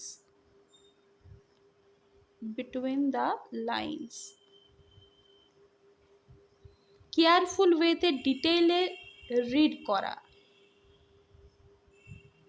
এক্ষেত্রে কি হয় না, যে অ্যাক্টিভ ভোক্যাবুলারি, গভীরভাবে পাঠ করা আর কি, অ্যাক্টিভ ভোক্যাবুলারি কিন্তু ডেভেলপড হয় ইন ডিটেল যখন পড়ছো। প্রত্যেকটা লাইন বাই লাইন ডিটেল পড়ছো, এটার কথা বলা আছে ইন্টেন্স কথাটা আছে। এক্সটেন্সিভ দেখো ইংলিশের ক্ষেত্রে যখন ইংলিশ টার্ম থাকবে ওর টার্ম থেকেই মিনিংটাকে বের করে আনার চেষ্টা করবে, তাহলে ভুলটা হয় না। কেমন? বাংলা পড়ার সময় বাংলা মিনিং দেখবে, নিবিড় বলো বা কিছু বলো, কিন্তু ইংলিশের সময় আমরা ইংলিশ ওয়ার্ডটাকে মিনিংটাকে টেনে আনার চেষ্টা করব যাতে ভুলটা না হয়। এক্সটেন্সিভ কি না এক্সটেন্ড করা, যেটা কি করে বলো তো ওভারভিউর উপরে ফোকাস করে। জাস্ট ইন্টেন্সিভের অপোজিট ওভারভিউ, কোনো একটা প্যাসেজ সম্পর্কে একটা ওভারভিউ আনা, মেন পয়েন্টসের উপর ফোকাস করা, focus on main points, focus on main points. Okay, focus on main points, কোনো একটা জেনারেল ওভারভিউ নিতে বা ধরো কোনো টাইটেল আইডিয়া ইত্যাদি নিতে এটা এক্সটেন্সিভ রিডিং আমরা করি। এর মেন এম কি থাকে বলো তো, যিনি পড়ছেন তার একটা নলেজ ডেভেলপড হয়, তার মধ্যে একটা কনফিডেন্স আসে। যেমন ধরো তুমি গল্পের বই পড়লে, কোনো নভেল পড়লে, এখানে তো তোমার নিবিড় পাঠের দরকার নেই, ইন্টেন্স পাঠের দরকার নেই, এক্সটেন্স ওয়েতে পড়ছো মানে ওভারভিউ নিচ্ছে, স্পেসিফিক একটা ওভারভিউ। কেমন? এই হচ্ছে তোমার ইন্টেন্সিভ এক্সটেন্সিভ রিডিং, আর আমরা পড়লাম তার আগে ইন্টেন্সিভ। ওকে, সাইট ওয়ার্ডসে যাওয়ার আগে আমি স্ক্যানিং আর স্কিমিং সম্পর্কে একটু বলি। স্ক্যানিং, স্ক্যানিং কি? এই যে যেমন ধরো এই আনসিন প্যাসেজগুলো যখন সলভ করছো, কোয়েশ্চেনে কোনো ওয়ার্ড তুমি দেখছো যে এই ওয়ার্ডের আনসার, এই কোয়েশ্চেনের আনসার খুঁজবো, তার মানে এই ওয়ার্ডের রিলেটেড হবে। প্যাসেজের মধ্যে তুমি খুব স্পিডে প্যাসেজটা পড়ছো এবং সেই ওয়ার্ডটা খুঁজে দেখার চেষ্টা করছো, তার মানে ওর কাছাকাছি তোমার আনসার থাকবে। তাহলে স্ক্যানিং হচ্ছে একটা হাই স্পিড রিডিং বলতে পারি। কেমন? তো স্ক্যানিং আমরা বললাম হাই স্পিড রিডিং, যেখানে তুমি কি করো না খুব স্পিডে পড়ো until you find what you are looking for, যতক্ষণ না তুমি তোমার যেটা খুঁজছো সেটা খুঁজে পাচ্ছ ততক্ষণ তুমি খুব স্পিডে কুইকলি পড়তে থাকো। প্রত্যেকটা পার্ট যে তুমি পড়বে তা কিন্তু নয়, you don't need to read every part স্ক্যানিংয়ের ক্ষেত্রে। জাস্ট খুঁজে দেখার জন্য, ওয়ার্ডটাকে খুঁজে দেখার জন্য জাস্ট স্ক্যান করে যাচ্ছ চোখ দিয়ে। তো scanning is reading rapidly in order to find specific fact. এখানে একটা বিষয় হয় যে তুমি স্ক্যানিং করছো, এটা কোন রিডিংয়ের আন্ডারে পড়বে, ইন্টেন্সিভ না এক্সটেন্সিভ? এটা কার আন্ডারে পড়বে? এটা পড়বে ইন্টেন্সিভ। ইন্টেন্সিভ কেন, এক্সটেন্সিভ নয় কেন? তুমি স্পেসিফিক কোনো জিনিস খুঁজছো, কোনো ওভারভিউ বা কোনো টাইটেল দেওয়ার জন্য কিছু নয়, আইডিয়া নেওয়ার জন্য কিছু নয়। যদি আইডিয়া হতো বা টাইটেল হতো সেক্ষেত্রে তোমার এক্সটেন্সিভ হতো, কিন্তু কোনো একটা পার্টিকুলার ওয়ার্ড, কোনো একটা পার্টিকুলার জিনিস খোঁজার জন্য যখন তুমি খুব স্পিডে রিড করছো, একটা ইন্টেন্স রিডিং দরকার হয়, সেজন্য এটা কার সাথে রিলেটেড? ইন্টেন্সিভ রিডিংয়ের সাথে রিলেটেড। ওকে, এবারে আসছি আমরা স্কিমিং। স্কিমিং কি না, স্কিমিংও হচ্ছে খুব দ্রুত পড়া, কিন্তু কেন? যাতে ওই বিষয়টা তুমি যেটা পড়ছো, যে মেটেরিয়ালটা তুমি পড়ছো তার একটা জেনারেল ওভারভিউ, একটা জেনারেল কনসেপ্ট তুমি নিতে পারো। কেমন? সেই জন্য এটা পড়া। যেমন ধরো আমরা জিস্টের কথা যদি বলি, সারাংশের কথা যেটা বলি আর কি, জিস্ট বা যেটা পড়ছো তার আইডিয়া, বা তোমাকে যদি বলা হয় কোনো একটা গল্প, সেই গল্পের টাইটেল, তুমি টাইটেল যে খুঁজছো, তাহলে এটা তুমি কিসের মারফত পাবে না, স্কিমিংয়ের থ্রু পাবে।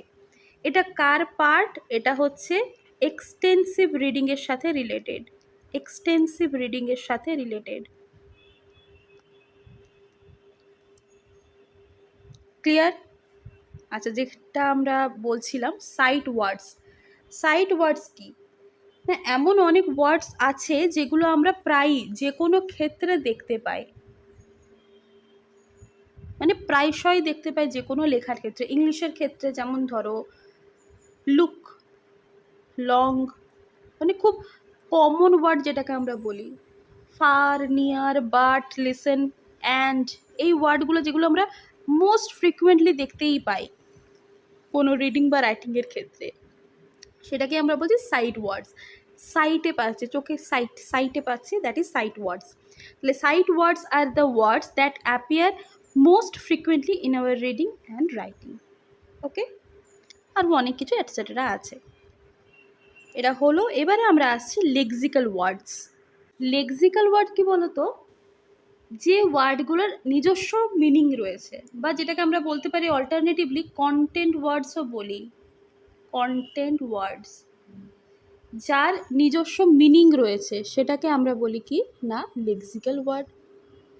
যেমন ওয়াটার বা student, book, exercise book, pen, pencil, kid, children, এগুলো সমস্ত কিছু যার প্রপার নিজের ওন ইন্ডিপেন্ডেন্ট মিনিং রয়েছে, নিজের একটা স্বাধীন মানে রয়েছে, ওন ইন্ডিপেন্ডেন্ট মিনিং রয়েছে, তাদেরকে আমরা বলি লেক্সিক্যাল ওয়ার্ড।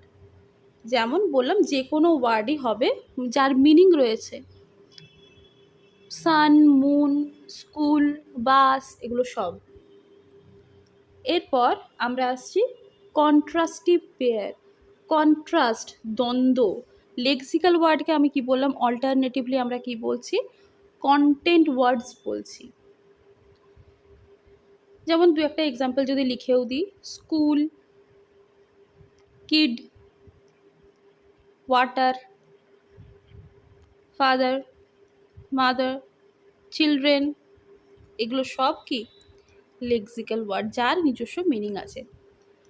কন্ট্রাস্টিভ পেয়ার হচ্ছে, কন্ট্রাস্ট পেয়ার বা contrastive pair of words is a pair of words that are the same except for a contrasting letter. একটা উদাহরণ দিলে তোমাদের বুঝতে সুবিধা হবে। যেমন ধরো TAKE, টেক, আর এ পাশে হচ্ছে TAPE, টেপ। দুটোর ক্ষেত্রে শুধুমাত্র একটা লেটার ছাড়া পুরোটাই সেম, শুধুমাত্র একটা লেটার আলাদা, বাকি পুরোটাই সেম। এটাকে আমরা বলছি কি কন্ট্রাস্টিভ পেয়ার, বা অল্টারনেটিভলি আমরা এটাকে বলি কি মিনিমাল পেয়ার। অল্টারনেটিভলি আমরা এটাকে বলি মিনিমাল পেয়ার। বা ধরো টিম, TEAM, এটা হতে পারে। তাহলে এটার সাথে রিলেটেড করে তোমরা আরও ওয়ার্ড বের করতে পারো। ধরো ডিম করে দিলে, এরকম কিছু ওয়ার্ড, মানে একটার সাথে আরেকটা মিল থাকতে পারে।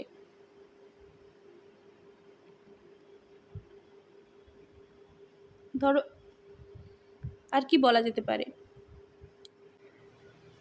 যেমন তোমাদের খুব ছোট ছোট ওয়ার্ড দিয়ে এক্সাম্পল দিতে পারো। ধরো উমেন, WOMAN, ওয়েমেন থেকে আমরা উইমেন বলতে পারি, উইমেন।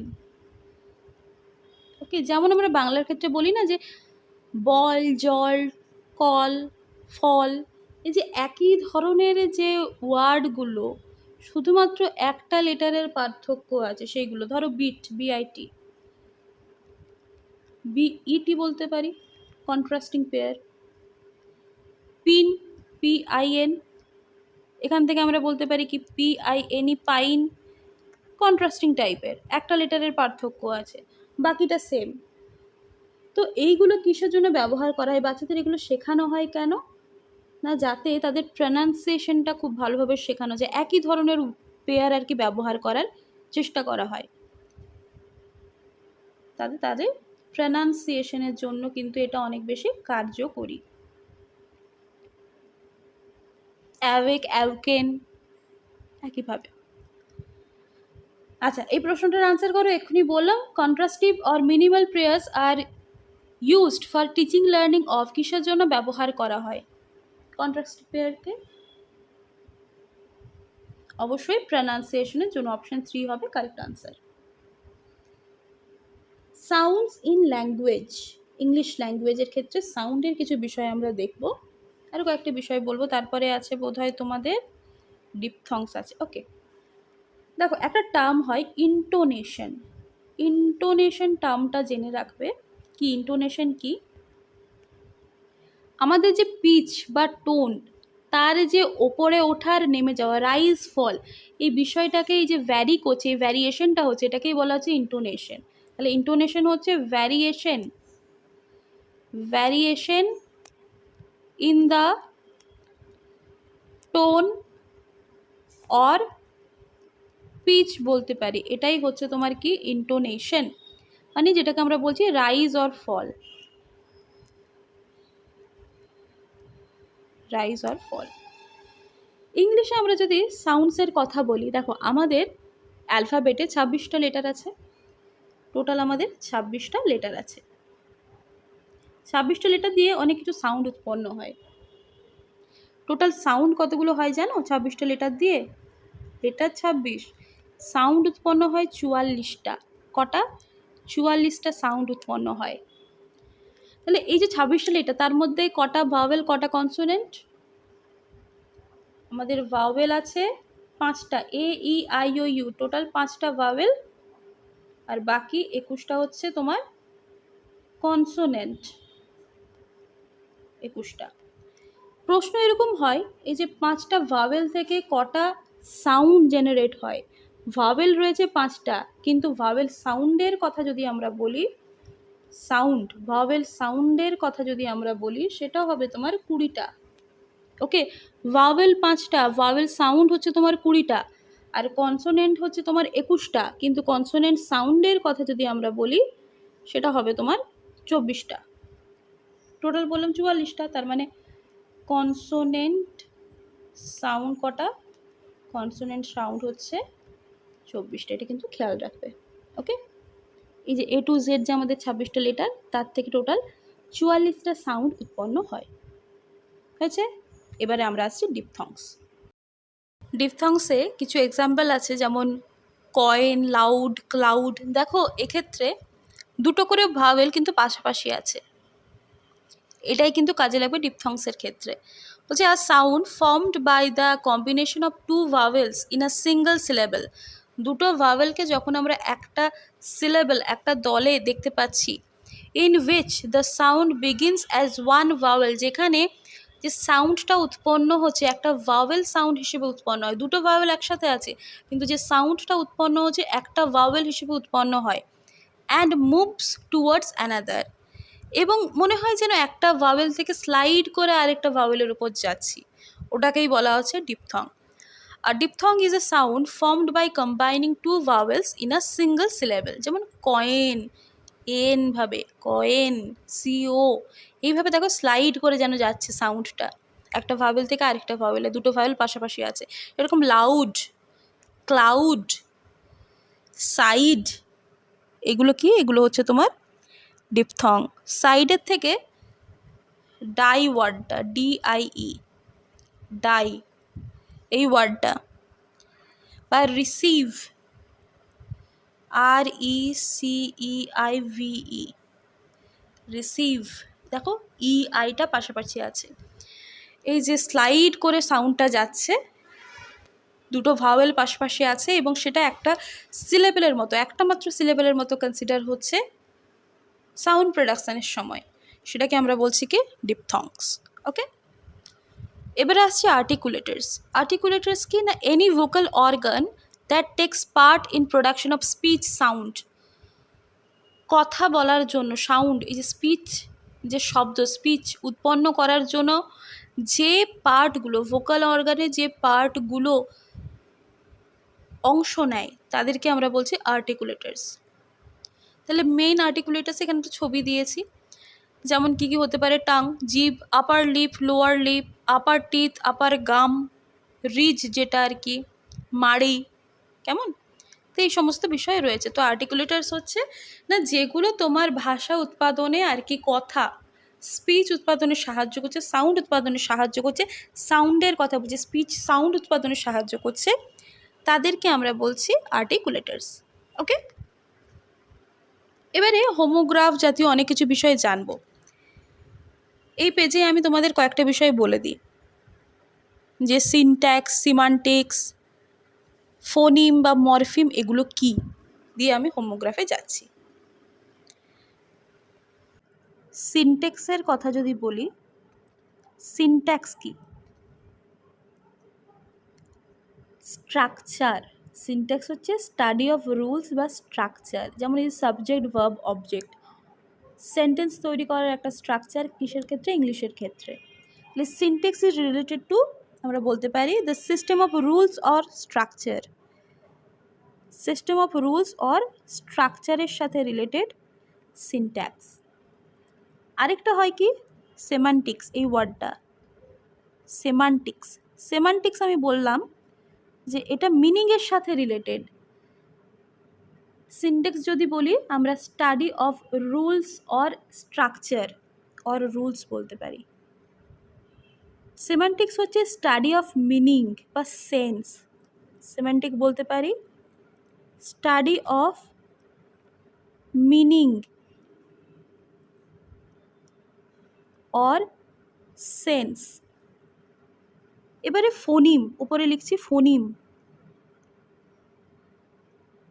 ফোনিমের থেকে একটা ওয়ার্ড যেমন আমরা পাচ্ছি, একটা সাউন্ডের একটা বিষয় পাচ্ছি না? তাহলে সাউন্ডের সব থেকে ছোট ইউনিট হলো ফোনিম। ফোনিম হলো PHONEME। সিনট্যাক্স হচ্ছে SYNTAX, সিনট্যাক্স, যেটা কিনা study of structure or rules. যে আমরা ম্যাথের ক্ষেত্রে ক্যালকুলেশন করার সময় যদি ক্যালকুলেটরে ডিজিট দিই, স্ট্রাকচারে বা সে যদি সাপোর্ট না করে দেয় না, সিনট্যাক্স এরর, সেরকম। সেমান্টিক্স হচ্ছে স্টাডি অফ মিনিং বা সেন্স। যেমন যদি কোনো মিনিং না থাকে আমরা বলি না সেমান্টিক্যালি এরর। ফোনিম হচ্ছে PHONEME, ফোনিম হচ্ছে smallest unit of sound, smallest unit of sound.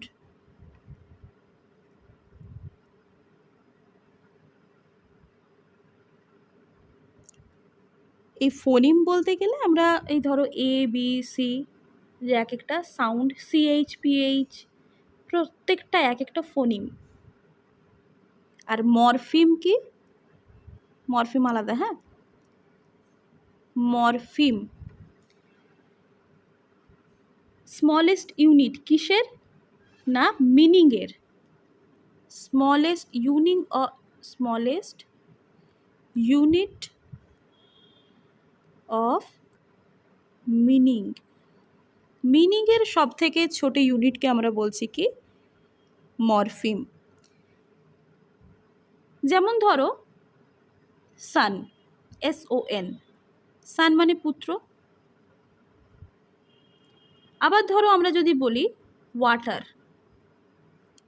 WATER, বা যদি বলি ক্যাট, এগুলোকে তো আর ভাঙতে পারবো না, না?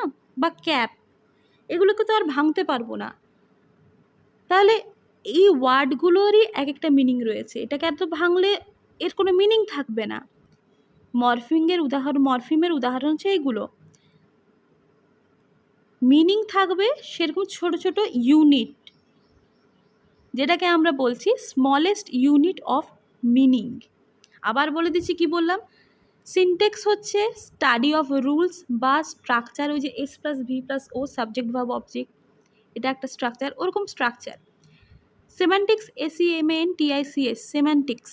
সেমান্টিক্স মানে এটা মিনিংয়ের সাথে রিলেটেড, তাহলে স্টাডি অফ মিনিং বা সেন্স।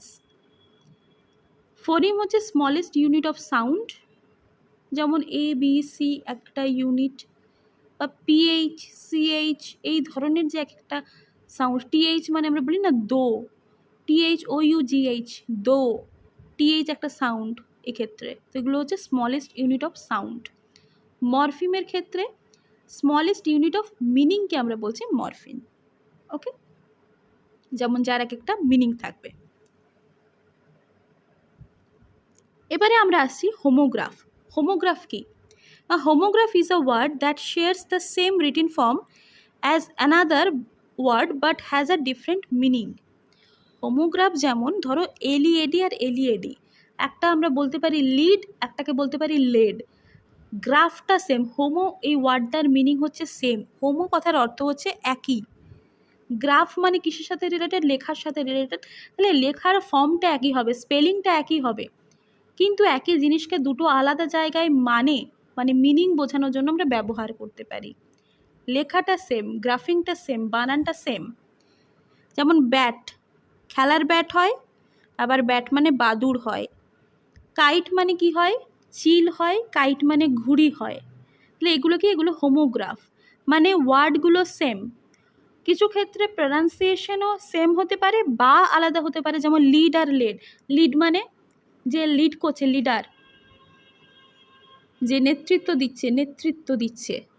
আর আরেকটা লেড আমরা বলি সীসা, তাহলে মিনিংটা আলাদা হয়, আর উচ্চারণটা একই হতে পারে বা আলাদা হতে পারে, ওটাকে আমরা বলছি কি হোমোগ্রাফ। ক্লিয়ার? এই যে pronunciation or sound can be same or different. ব্যাটের ক্ষেত্রে, কাইটের ক্ষেত্রে সেম মিনিং আলাদা, কিন্তু লিড লেডের ক্ষেত্রে মিনিংও আলাদা আর প্রনাউন্সিয়েশনও আলাদা, কিন্তু লেখাটা বা স্পেলিংটা সেম। এটা হচ্ছে হোমোগ্রাফ। ক্লিয়ার? নেক্সট দেখো হোমোফোন। হোমো মানে একই, আর ফোন এটাকে আমরা ফোনেটিক মানে সাউন্ডের সাথে রিলেট করতে পারি। সাউন্ডটা একই রকম মানে প্রনাউন্সিয়েশনটা একই রকম, আলাদা কি, আলাদা হচ্ছে স্পেলিং আর মিনিং। তুমি শুধু এইটুকু খেয়াল রাখো, হোমোফোন মানে সাউন্ডটা একই রকম, তাই তো? এটা ওয়ার্ডটা থেকেই তুমি বুঝতে পারছো।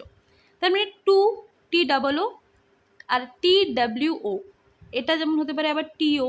এগুলো কি, এগুলো হচ্ছে হোমোফোন, উচ্চারণ মানে প্রনাউন্সিয়েশনটা একই, কিন্তু স্পেলিং বলো বা মিনিং বলো এগুলো আলাদা।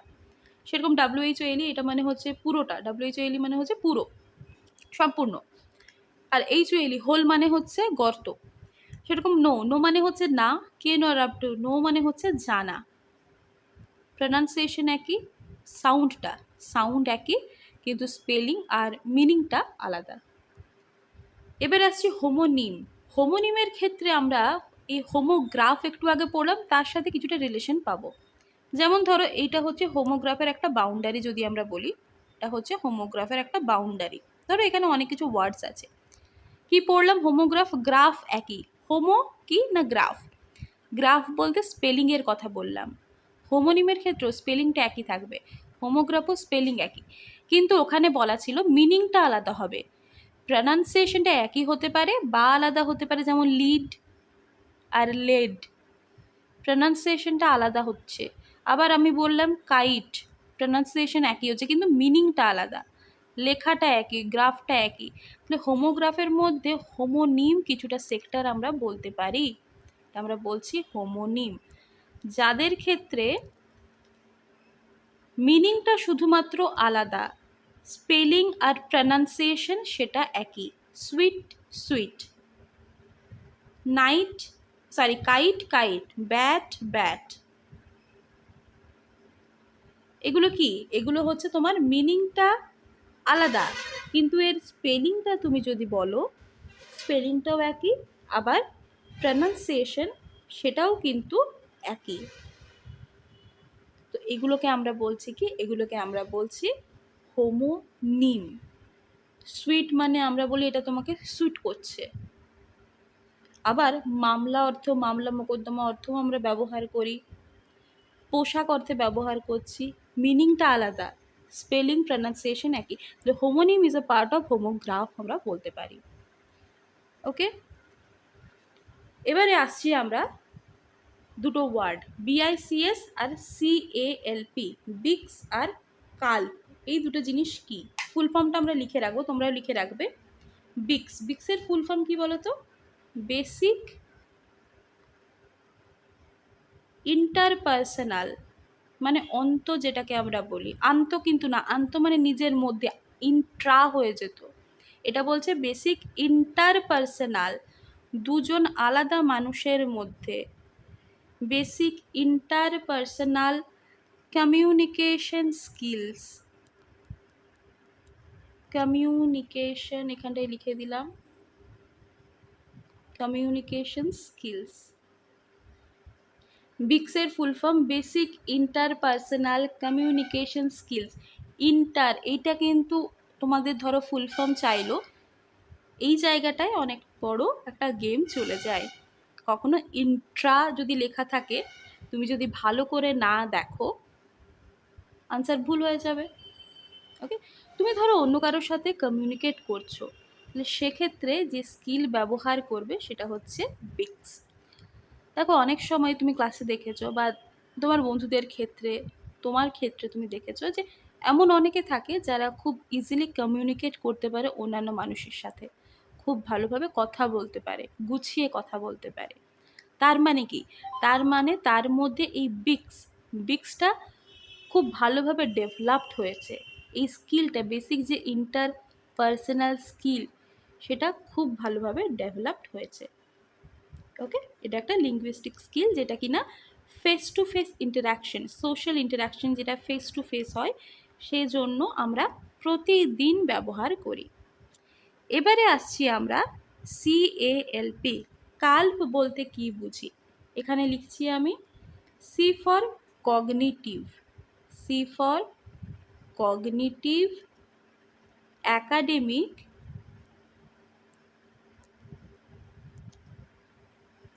ল্যাঙ্গুয়েজ প্রফিসিয়েন্সি, দক্ষতা। স্কিল মানেও দক্ষতা, প্রফিসিয়েন্সি মানেও দক্ষতা, এটা ফুল ফর্ম এইভাবে সাজানো হয়েছে, প্রফিসিয়েন্সি। ওকে, কগনিটিভ অ্যাকাডেমিক ল্যাঙ্গুয়েজ প্রফিসিয়েন্সি। আমি যেটা বললাম বিক্স যেটা, সেটা কিসের জন্য না, তোমার এভরিডে লাইফে যে সোশ্যালি ফেস টু ফেস যে ইন্টারাকশন, সোশ্যালি লিখে দিই, ফেস টু ফেস যে ইন্টারাকশন, সেটাতে তুমি এটা ব্যবহার করছো। যত ভালো হবে তুমি ইন্টারেক্ট, তত ভালোভাবে করতে পারবে, গুছিয়ে কথা বলতে পারবে। আর কাল্পের কথা আমরা যেটা বলছি, সেটা কি বৌদ্ধিক বা বুদ্ধিসত্তার সাথে রিলেটেড, কগনিটিভ এর সাথে রিলেটেড, অ্যাকাডেমির সাথে related. Cognitive academic language proficiency মানে অ্যাকাডেমিক লেভেলে ল্যাঙ্গুয়েজের ওপর ভালো দক্ষতা হয়, এবং তার জন্য বাচ্চা কি হয়, অ্যাকাডেমিক্সে ভালো স্কোর করে, স্কোরিংয়ের সাথে রিলেটেড। অ্যাকাডেমিক্সে এই ল্যাঙ্গুয়েজটা তার ভালো গ্রিপে চলে আসে, সেজন্য সে ভালো স্কোর করতে পারে, এটাই এখানে বলা আছে। ওকে, আশা করছি ক্লিয়ার। কি হলো? ওকে, তো এই জায়গাটা কিন্তু তোমাদের খেয়াল রাখতে হবে। কগনিটিভ অ্যাকাডেমিক ল্যাঙ্গুয়েজ প্রফিসিয়েন্সি, যেটা তোমার কোনো কন্টেন্টের আন্ডারস্ট্যান্ডিংয়ের জন্য বা ডিসকাশনের জন্য, মানে অ্যাকাডেমির সাথে রিলেটেড, স্কোরিংয়ের জন্য সাহায্য করে, এটা খেয়াল রাখতে হবে। নেক্সট আসছি আমরা ডায়াগনস্টিক টেস্ট আর রেমিডিয়াল টিচিং। রেমিডিয়াল টিচিং আমি তোমাদের বলেছিলাম, অনেকবারই বলেছি, যে সংশোধনমূলক শিখন। ক্লাসে পড়ার সময় পড়তে গেলে বাচ্চাদের কি হয়, অনেক সময় কিছু বুঝতে অসুবিধা হয়ে থাকে। এবারে তার জন্য কি করতে হবে, টিচার যখন প্রশ্ন করছেন, দেখা যাচ্ছে বাচ্চা উত্তর দিতে পারছে না, বা ঠিকঠাক করে বলতে পারছে না, ক্ল্যারিফাই করতে পারছে না বিষয়টা, তার কাছে বিষয়টা ক্লিয়ার নয়। তাহলে টিচার কি করছেন, বাচ্চার বিভিন্ন যে লক্ষণগুলো দেখে ডায়াগনোসিস করে বুঝতে পারছেন যে বাচ্চার এখানে সমস্যা আছে, এবং সেজন্য উনি কি করছেন, রেমিডি দিচ্ছেন, দ্যাট ইজ রেমিডিয়াল টিচিং দিচ্ছেন। এই দুটো জিনিসকে কিন্তু একসাথে করা যায়, মানে টিচিং গ্যাপ খোঁজার সাথে রিলেটেড। পড়াশোনায় বা টিচিং লার্নিং যে গ্যাপ, সেই গ্যাপ খোঁজার সাথে রিলেটেড। বাচ্চা বুঝতে পারছে না, কোথাও কমতি রয়ে গেছে, সেজন্য তাকে ধরো সপ্তাহে একটা কি দুটো এক্সট্রা করে কোনো ক্লাস দেওয়া হলো, যারা বুঝতে পারছে না তাদের জন্য, বা আলাদা করে ডেকে বোঝানো হলো, কেমন, এইভাবে তাদেরকে বোঝানো হয় আর কি। তো ডায়াগনস্টিক আমি কি বললাম, যেমন ধরো বিভিন্ন ডিজিজের ক্ষেত্রে, বিভিন্ন রোগের ক্ষেত্রে ডায়াগনোসিস করা হয়। কি হয় ডায়াগনোসিস মানে, পরীক্ষা নিরীক্ষা করে এই যে সিমটমসগুলো, যে লক্ষণগুলো, সেগুলো দেখে নির্ণয় করা হয় যে কোথায় সমস্যা বা কিছু। একই জিনিস এখানেও, যে কোথায় প্রবলেম রয়েছে বাচ্চার মধ্যে, প্রশ্ন উত্তরের থ্রু বা বাচ্চার বিহেভিয়ারের থ্রু তুমি বুঝতে পারো, তার লক্ষণ থেকে, তার ফেস থেকে বুঝতে পারবে যে সে আদৌ জানে বিষয়টা কি না, না বুঝতে পারছে কি না। তো ডায়াগনোসিস করা হলো, এবং সেই মতো তাকে রেমিডিয়াল টিচিং দেওয়া হলো। ওকে, তার টিচিং বা লার্নিংয়ের যে গ্যাপ, সেই গ্যাপটাকে খোঁজার জন্য। এবারে বাচ্চাদের শিখনের ক্ষেত্রে কিছু ডিসঅর্ডার্স আছে, অনেক রকম ডিসঅর্ডার্স হয়, খুব আসে পরীক্ষায় যেগুলো, সেগুলো এখন আমি মেনশন করছি। তোমরা পড়েওছো, একটা বলেছিলাম ডিসলেক্সিয়া, ডিসলেক্সিয়া কিসের সাথে রিলেটেড? বলো, ডিসলেক্সিয়া কিসের ডিসঅর্ডার? এটা হচ্ছে রিডিং ডিসঅর্ডার। রিডিং ডিসঅর্ডার, বাচ্চা ঠিক করে পড়তে পারে না। এটা বিভিন্ন কারণে হয়, যার মধ্যে একটা কারণ আমি বলেছিলাম যে সীসা দূষণ। বাচ্চা এমন কোনো জায়গায় রয়েছে যে যেখানে লেড কর্তৃক কিছু দূষণ হয়, যেমন ধরো বিভিন্ন যানবাহন থেকে যদি তার ইঞ্জিনটা ওটাকে রেকটিফাই করা না হয়, সেক্ষেত্রে যে ধোঁয়াটা নির্গত হয় সেখানে সীসা নির্গত হয় বাতাসে মিশে, বা অন্যান্য কারণে কি হয়, যদি লেড বাচ্চার শরীরে প্রবেশ করে তাহলে তার ব্রেনের ওপর এফেক্ট পড়ে, রিডিং ডিসঅর্ডার দেখা দেয়, তো ডিসলেক্সিয়া। আরেকটা বলছি ডিসগ্রাফিয়া। ডিস মানে একটা নেগেটিভ ভাব, তাই না? তাহলে গ্রাফিয়া, গ্রাফ কার সাথে রিলেটেড না লেখার সাথে, তাহলে ডিসগ্রাফিয়া কি ডিসঅর্ডার? ডিসগ্রাফিয়া হবে রাইটিং ডিসঅর্ডার। ওকে, এবারে ডিসক্যালকুলিয়াটা আমাকে বলো তো কি হবে? ডিসক্যালকুলিয়া, ডিস বললাম একটা নেগেটিভ টাইপের ওয়ার্ড, কিসের সাথে রিলেটেড বলছি? ক্যালকুলেশনের সাথে রিলেটেড। বাচ্চা যদি ঠিকমতো করে ক্যালকুলেশন না করতে পারে, বাচ্চা ঠিকমতো করে ক্যালকুলেশন করতে পারছে না বা ভুল করছে, কেমন ক্যালকুলেশন করতে পারছে না, সেটাকে আমরা বলছি, মানে শুধু একবার আধবার নয়, বারবার ভুল করছে, সেই বিষয়টাকে আমরা বলছি ডিসক্যালকুলিয়া। আস্তে আস্তে ট্রিট করতে হয়, সময় লাগে এগুলো সারতে। ওকে, এবারে আমরা আসছি ইভ্যালুয়েশন বা মূল্যায়ন। এখানে আরও একটা টার্ম আমরা জানবো, সেটা কি? সেটা হচ্ছে অ্যাসেসমেন্ট। একটু পরেই আমরা যাচ্ছি অ্যাসেসমেন্টে। ইভ্যালুয়েশন আর অ্যাসেসমেন্ট এই দুটো খুব near by term. Near by term বলতে অ্যাসেসমেন্টের ক্ষেত্রে আমরা তিনটে ওয়ার্ড পড়বো। অ্যাসেসমেন্ট, আচ্ছা আগে অ্যাসেসমেন্টটা বলেই দিই। অ্যাসেসমেন্টের ক্ষেত্রে যেটাকে আমরা বলি মান নিরূপণ করা, এক্ষেত্রে তোমাদের তিনটে জিনিস জানতে হবে: assessment of learning, assessment for learning, আরেকটা assessment as learning. As learning তোমাদের মনে রাখা সহজ হবে। এই যে অ্যাজের কথা যখন আমি বলছি, মানে এটা কিসের সাথে রিলেটেড হবে বলো তো? এইটা রিলেটেড হবে তোমার সেলফ। তুমি যখন নিজে নিজেকে অ্যাসেস করছো, সেইটা হচ্ছে তোমার assessment as learning, self assessment. নিজেই কোয়েশ্চেনগুলোর আনসার করছো, নিজেই প্রশ্ন করছো বা নিজে পড়াটা ধরছো, সেলফ অ্যাসেস করছো, এটাই হচ্ছে assessment as learning. Okay, assessment for learning কি? অ্যাসেসমেন্ট ফর লার্নিং হয়, যেমন ধরো তুমি অ্যাজ আ টিচার ক্লাসে পড়াচ্ছ, কোনো একটা টপিক পড়ানোর পর তুমি বাচ্চাদেরকে প্রশ্ন করছো, প্রশ্ন করার পর দেখছো কিছু প্রশ্ন তারা ঠিক দিচ্ছে বা সব প্রশ্ন ঠিক দিচ্ছে, যে কোনো কিছুই হতে পারে। এবারে তুমি ওইখান থেকে তাদেরকে ফিডব্যাক দিচ্ছ, ইনস্ট্যান্ট ফিডব্যাক দিচ্ছ, মানে কোর্স চলাকালীন যে অ্যাসেসমেন্ট হচ্ছে, যার থেকে বাচ্চা নিজেকে আরও সংশোধন করতে পারে, রেকটিফাই করতে পারে, বা ওটা একটা যেমন বললাম বিষয় ক্লাস চলাকালীন কোয়েশ্চেন আনসারের থ্রু, বা এই যে অ্যাকাডেমিক সেশন চলার সময় স্কুলে যে 1 বছর অ্যাকাডেমিক সেশন চলার সময় মাঝখানে যে টার্ম এক্সামগুলো নেওয়া হয়, ফার্স্ট টার্ম সেকেন্ড টার্ম করে, একদম ওভারঅল অ্যানুয়ালের কথা বলছি না, মাঝখানে যে first term second term exam নেওয়া হয়, যার পরে আর কি বাচ্চা নিজেকে আরও সংশোধন করার, আরও ভালো রেজাল্ট করার একটা সুযোগ রয়েছে, সেটাকে আমরা বলছি কি অ্যাসেসমেন্ট ফর লার্নিং। মানে অ্যাসেসমেন্ট করা হচ্ছে কেন? যাতে তুমি শেখো, যাতে বাচ্চা শেখে, কেমন, যাতে বাচ্চা শেখে, সেই জন্য অ্যাসেসমেন্ট ফর লার্নিং। ফর জন্য, কিসের জন্য? শেখার জন্য অ্যাসেসমেন্ট। তাহলে এর সাথে এই যে অ্যাসেসমেন্ট ফর লার্নিংয়ের সাথে একটা টার্ম রিলেটেড, সেটা হচ্ছে ফরমেটিভ অ্যাসেসমেন্ট। ফরমেটিভ অ্যাসেসমেন্ট কি বললাম?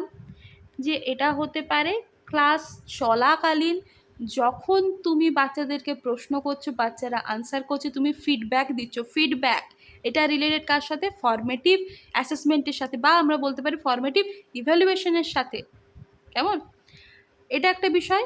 আবার কি বললাম, ধরো পরীক্ষার পয়েন্ট অফ ভিউ থেকে আমরা যদি বলি, তখনও তো অ্যাসেসমেন্ট করা হয়। টার্ম এন্ডে যখন এক্সাম নিচ্ছ, অ্যানুয়াল কিন্তু নয়, টার্ম এন্ড, মানে ধরো 4 মাসের গ্যাপে, 6 মাসের গ্যাপে, ফার্স্ট টার্ম সেকেন্ড টার্ম, তো ওইটাই হচ্ছে তোমার ফর্মেটিভ অ্যাসেসমেন্ট, যার পরে বাচ্চার নিজেকে রেকটিফাই করার সুযোগ থাকে, দ্যাট ইজ যার ফলে বাচ্চা আরও শিখতে পারে, সেটাই হচ্ছে অ্যাসেসমেন্ট ফর লার্নিং। আর অফটা কি? অফ আমরা বলতে পারি সামেটিভ অ্যাসেসমেন্ট। মানে পরীক্ষার পয়েন্ট অফ ভিউ থেকে যদি বলি, বছরের শেষে যে এক্সাম নেওয়া হয়, বছরের শেষে যে এক্সাম নেওয়া হয়, কোর্স কমপ্লিটের পর যে এক্সাম নেওয়া হয়, যে অ্যাসেসমেন্ট করা হয়, মান নিরূপণ করা হয়, যেখানে দেখা হয় বাচ্চার রেজাল্ট কীরকম হচ্ছে, মানটা নিরূপণ করা হচ্ছে, কি দেখা হচ্ছে, বাচ্চার রেজাল্ট কীরকম, সে কীরকম ফলাফল করছে, সেখানে কিন্তু ওই ধরনের ফিডব্যাক বা রেকটিফায়ার ব্যবস্থা থাকে না। আবার ঘুরে সেরকম হলে তাকে একদম প্রথম থেকে আবার শুরু করতে হয়, সংশোধনের ওই জায়গাটা থাকে না। কেমন? শুধুমাত্র আমরা রেজাল্টটা হাতে পাচ্ছি, যেটা বাচ্চা পড়ে নিয়েছে এন্টায়ার, তার বেসিসে এন্টায়ার কোর্সের ওপর যে অ্যাসেসমেন্ট করা হয়, সেটাকেই বলা হয় সামেটিভ অ্যাসেসমেন্ট, ফুল কোর্সের পর। ক্লিয়ার? ইভ্যালুয়েশনের ক্ষেত্রেও সেরকম কয়েকটা বিষয়। ইভ্যালুয়েশনের অনেক রকম প্রসিজার আছে, তার মধ্যে কয়েকটা মেন জিনিস এখন আমরা একটু দেখব। প্রথমত বলছি আমি পোর্টফোলিও, যেটা থেকে প্রশ্ন আসে খুব, এটা হচ্ছে পোর্টফোলিও। সিটেটে প্রশ্ন আসে, যেহেতু সিটেটের ধাঁচেই হচ্ছে, ওই জন্য এই বিষয়গুলো তোমাদের জেনে রাখা দরকার। পোর্টফোলিও কি না? পোর্টফোলিও হচ্ছে বেসিক্যালি একটা রেকর্ডেড ফাইল। বাকি যে ধরো আরও বিভিন্ন রকম বিষয় আছে, সেটা আমরা এর পরের ক্লাসটাই কমপ্লিট করব। আপাতত একটু একটু করে তোমরা নলেজটা নিয়ে রাখো। এগুলো মেইন বিষয়, এগুলো থেকে প্রচুর প্রশ্ন আসে। পোর্টফোলিও হচ্ছে কি? রেকর্ড ফাইল, না বাচ্চার পুরো বছরে সে যা করছে, একটা সিস্টেমেটিক কালেকশন আমরা বলতে পারি, একটা সিস্টেমেটিক কালেকশন। বাচ্চা কি শিখছে, কি রেজাল্ট করছে, কি কাজ করছে, কি প্রজেক্ট ওয়ার্ক করছে, এই সমস্ত বিষয় কোথায় থাকে? পোর্টফোলিওর মধ্যে থাকে। তার যে গ্রেডস, মার্কস, সমস্ত কিছু, কেমন, তার সম্পর্কে, তার বয়সে, কোন ক্লাসে পড়ে, এভরিথিং, সেটাই হচ্ছে পোর্টফোলিও। বাচ্চার পুরো একটা বছরে যা কিছু তার সম্বন্ধিত, স্কুলে সম্বন্ধিত সব কিছু। আর একটা ওই যেটা বললাম অ্যাসেসমেন্টের ক্ষেত্রে, ওই একই ধরনের কনসেপ্ট এখানে কাজে লাগবে। একটা ফর্মেটিভ ইভ্যালুয়েশন আর একটা সামেটিভ ইভ্যালুয়েশন। ফর্মেটিভ ইভ্যালুয়েশন তোমাকে ফর্ম করতে সাহায্য করছে, তোমাকে নিজেকে আরও তৈরি করতে সাহায্য করছে, মানে বাচ্চাকে আরও তৈরি করতে, এডুকেশন লিখে দিলাম যা, ইভ্যালুয়েশন বাচ্চাকে আরও তৈরি করতে সাহায্য করছে। যেমন ধরো ইউনিট টেস্ট যেটা হয়, টার্মের ক্ষেত্রে যে এক্সামগুলো হয়, টার্ম সেশনের মাঝে মাঝে যে এক্সামগুলো হয়, তার ক্ষেত্রে কি হয়? ইভ্যালুয়েট করা হয়, খতিয়ে দেখা হয় বাচ্চা কীরকম কী করছে, সেই অনুযায়ী তাকে বলা হয় তোমার এই জায়গাটা একটু রেকটিফাই করো, এই জায়গাটা ভালো হয়েছে। এটা হচ্ছে কি না, মধ্যিখানে, সেশনের মধ্যিখানে, বা ক্লাসরুমে যখন তুমি প্রশ্ন করছো সেটাও হতে পারে। কেমন? ওরকম ইভ্যালুয়েশন হয় যখন মাঝখানে হয়, ফর্মেটিভ ইভ্যালুয়েশন। আর একটা হবে সামেটিভ। সাম মানে টোটাল বলি না, সাম যোগফল টোটাল, তো সেটাই আর কি। সামেটিভ ইভ্যালুয়েশন কি না, ফুল কোর্সের শেষে, এন্টায়ার কোর্স যখন শেষ হয়ে যাচ্ছে, যেটাকে আমরা অ্যানুয়াল বলেও লিখতে পারি, এক্ষেত্রে ফিডব্যাকের কোনো বিষয় থাকে না। ফর্মেটিভে ছিল ফিডব্যাক, কিন্তু এটা হচ্ছে এন্ড টার্ম আর কি, একদম এন্ড টার্মে। এন্ড টার্ম মিডিলে কিন্তু নয়, অ্যানুয়াল হিসেবে যেটা আর কি, first term second term and term. যেমন তো এন টার্মে যেটা হচ্ছে সেটা summative, first term second term ধরো মধ্যিখানে সেটা হচ্ছে ফর্মেটিভ। কেমন? এই সামেটিভের ক্ষেত্রে রেজাল্টটা পাওয়া যায়। ক্লিয়ার আশা করছি। এবার আসছি আমরা GTM, grammar translation method. Short ফর্মটা আমি লিখে দিচ্ছি, জিটিএম। এটা গ্রামার শেখানোর ওল্ডেস্ট মেথডের মধ্যে পড়ে, one of the oldest methods, যেটাকে আমরা ট্র্যাডিশনাল মেথডও বলতে পারি। এক্ষেত্রে টিচার কি করেন বলো তো, ওয়ার্ড টু ওয়ার্ড বা সেন্টেন্স টু সেন্টেন্স তোমার যে মাদার টাং, মানে বাচ্চাদের যে মাদার টাং, সেটাতে ট্রান্সলেট করে করে বোঝান। ইংলিশ গ্রামার পড়াচ্ছেন, তাহলে word to word, line by line, sentence by sentence convert করে করে, মাদার টাঙে কনভার্ট করে করে ট্রান্সলেট করা হয়, এভাবে বোঝানো হয়। এখন কি করা হয়, এটা অ্যাকচুয়ালি ট্র্যাডিশনালে হতো, এখন লাইন বাই লাইন না বুঝিয়ে জাস্ট যে জায়গাগুলো দরকার এন্টায়ার মিনিংটা বুঝিয়ে পড়ানো হয়। কিছু কিছু ক্ষেত্রে লাইনের মিনিং বলা হয়, কিন্তু জিটিএমে বললাম যেটা, যে teacher word by word, line by line, sentence by sentence তোমার বাচ্চাদের ক্ষেত্রে যে মাদার টাং সেটাতে ট্রান্সলেট করে পড়াতেন। যে ইউজ অফ মাদার টাং এখানে ডিডাকটিভ মেথডে ইউজ হতো। কমিউনিকেশনে কিন্তু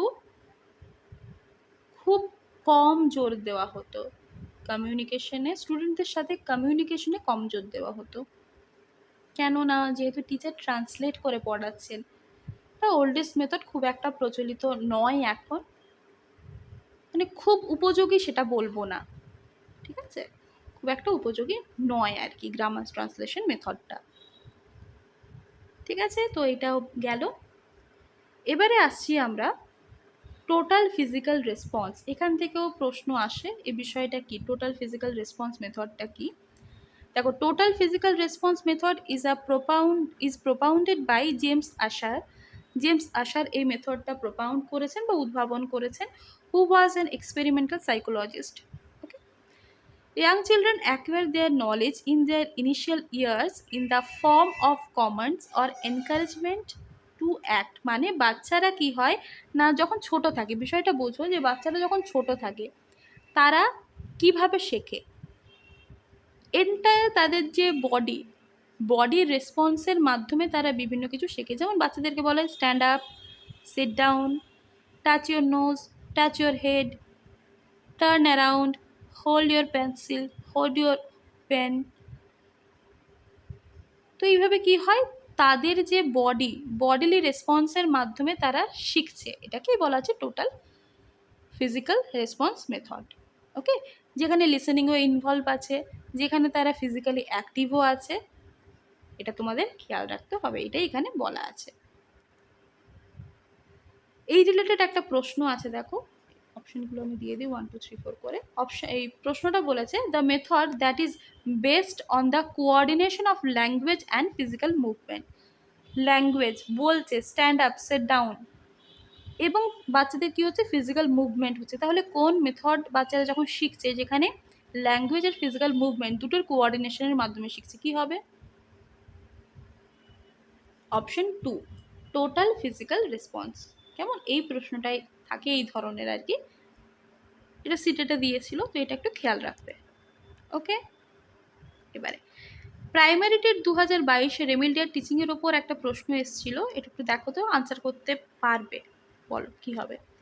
the purpose of remedial teaching is two.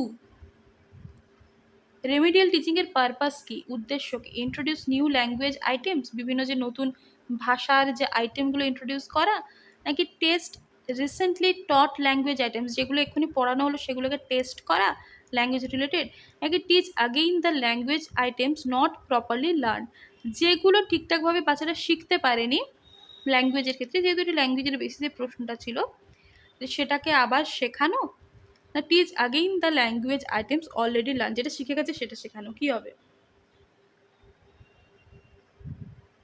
না, আমরা কি বলেছি, রিমিডিয়াল টিচিংয়ে কি খোঁজা হয়, গ্যাপ খোঁজা হয়, বাচ্চাদের কোথায় গ্যাপ রয়ে গেছে সেটা খোঁজা হয়। তাহলে এটা আনসার হবে অপশন 3, টিচ আগেইন। এবং টিচিং করানো হয়, পড়ানো হয়, শেখানো হয় আর কি, teach again the language items not properly learn. Language বলা আছে কারণ এটা ল্যাঙ্গুয়েজের কোয়েশ্চেন ছিল, ইংলিশের কোয়েশ্চেন ছিল, সেই জন্য ল্যাঙ্গুয়েজ দিয়ে অপশনগুলো দেওয়া আছে। ওকে, আচ্ছা এখানে আরও একটা বিষয় দেখো, আমরা পড়ছিলাম যে listening, speaking, reading, writing, LSRW আমাদের যে ল্যাঙ্গুয়েজের স্কিলসগুলো, সেক্ষেত্রে আমরা বললাম লিসেনিং বা রিডিং এগুলো কি, এগুলো আমরা রিসিভ করছি, শুনছি বা পড়ে যখন কী করছি আমরা গ্রহণ করছি। তার মানে শুধু যদি লিসেনিং থাকতো সেটা হতো কি, সেটা হতো প্যাসিভ স্কিল। কিন্তু প্রাইমারি টেট 2022-এর কোয়েশ্চেনে যেটা দিয়েছে সেটা হচ্ছে লিসেনিং কম্প্রিহেনশন। যদি লিসেনিং কম্প্রিহেনশন থাকে সেটা কিন্তু হবে তোমার অ্যাক্টিভ স্কিল। কেন? কম্প্রিহেনশন কি? বোধ পরীক্ষণের জন্য আমরা এই কথাটা ইউজ করি। আনসিন প্যাসেজ বা কম্প্রিহেনশন থেকে আমরা বলি না, এটা বোধ পরীক্ষণ করা হয়, তুমি কতটা বুঝেছো সেটা পরীক্ষা করা হয়। কী করে পরীক্ষা করা হবে? তার জন্য তোমাকে ভালোভাবে শুনতে হবে, তোমাকে অ্যাক্টিভ থাকতে হবে, মানে বুঝতে হবে। এই কারণে লিসেনিং কম্প্রিহেনশনকে কি বলা হয়?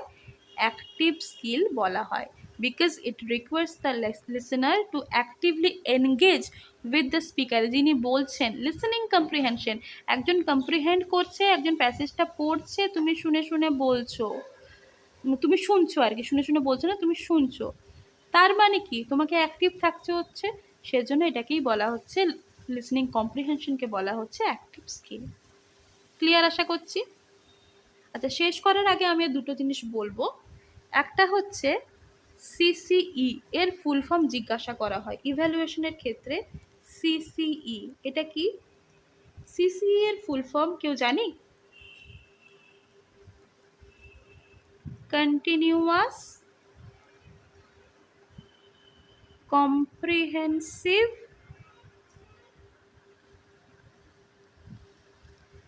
Evaluation. Continuous comprehensive evaluation. Continuous মানে কি? থ্রু আউট দ্য ইয়ার, পুরো বছর ধরে কি করবে? কম্প্রিহেন্সিভ ইভ্যালুয়েশন করা হবে। মানে আমাদের বিভিন্ন যে অ্যাসপেক্ট রয়েছে, স্কলাস্টিক বলো আর নন স্কলাস্টিক, দুটো ওয়ার্ড আমি লিখছি। একটা হচ্ছে স্কলাস্টিক মানে কি বলো তো? স্কলাস্টিক, আর একটা হচ্ছে নন স্কলাস্টিক, যেগুলো পড়াশোনার সাথে রিলেটেড। স্কলার বলি না, যেগুলো অ্যাকচুয়ালি তোমার কারিকুলার এরিয়াজ। কারিকুলার এরিয়াজ বলতে না, সিলেবাসে যেটা রয়েছে, যেটা পড়াশোনা ওরিয়েন্টেড সেগুলো। আর নন স্কলাস্টিক মানে হচ্ছে যেগুলো এক্সট্রা কারিকুলার বা কো কারিকুলার আমরা যেটাকে বলছি, সেটাকেই হচ্ছে আমরা কি বলছি না, এক্সট্রা কারিকুলার বা নন স্কলাস্টিক। এক্সট্রা লিখে দিলাম। তাহলে কন্টিনিউয়াস অ্যান্ড কম্প্রিহেন্সিভ ইভ্যালুয়েশন কি? কন্টিনিউয়াস মানে সারা বছর ধরে, কন্টিনিউয়াস হচ্ছে সারা বছর ধরে।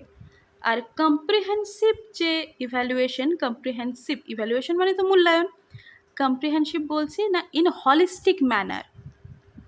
হলিস্টিক ম্যানার এটা আলাদা, হ্যাঁ, লিসেনিংয়েরটা। তাহলে কম্প্রিহেন্সিভ হচ্ছে হলিস্টিক ম্যানারে, সর্বোপরিভাবে সমস্ত কিছুর ইভ্যালুয়েশন হচ্ছে, সেটাকে আমরা বলছি কি?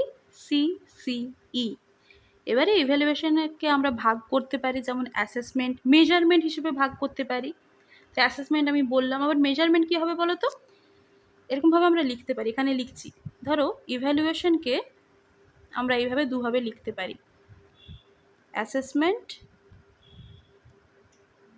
আর মেজারমেন্ট, পরিমাপ। দাঁড়াও এখানে লিখি, মেজারমেন্ট। ওই জন্য আমরা যখন ফর্মেটিভ বা সামেটিভ বলছি ইভ্যালুয়েশন, সেক্ষেত্রে কিন্তু আমরা অ্যাসেসমেন্ট টার্মটা ইউজ করতে পারি, যে ফর্মেটিভ অ্যাসেসমেন্ট, সামেটিভ অ্যাসেসমেন্ট। তো মেজারমেন্ট হচ্ছে না পার্সেন্টেজ বা CGPA এর মারফত আমরা যে রেজাল্ট বা মার্কসটা দেখছি, ওকে, আউটকামস দেখছি, সেটাই হচ্ছে তোমার measurement, outcomes.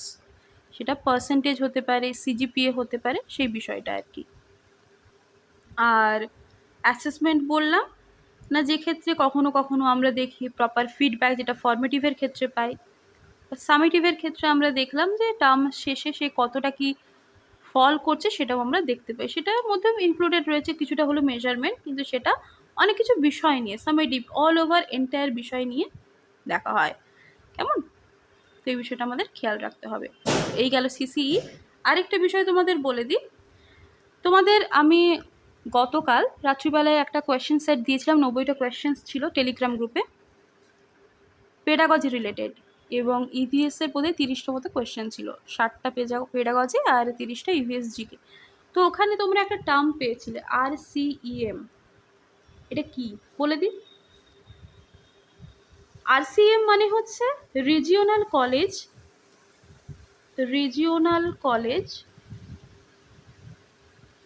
Of education Mysore.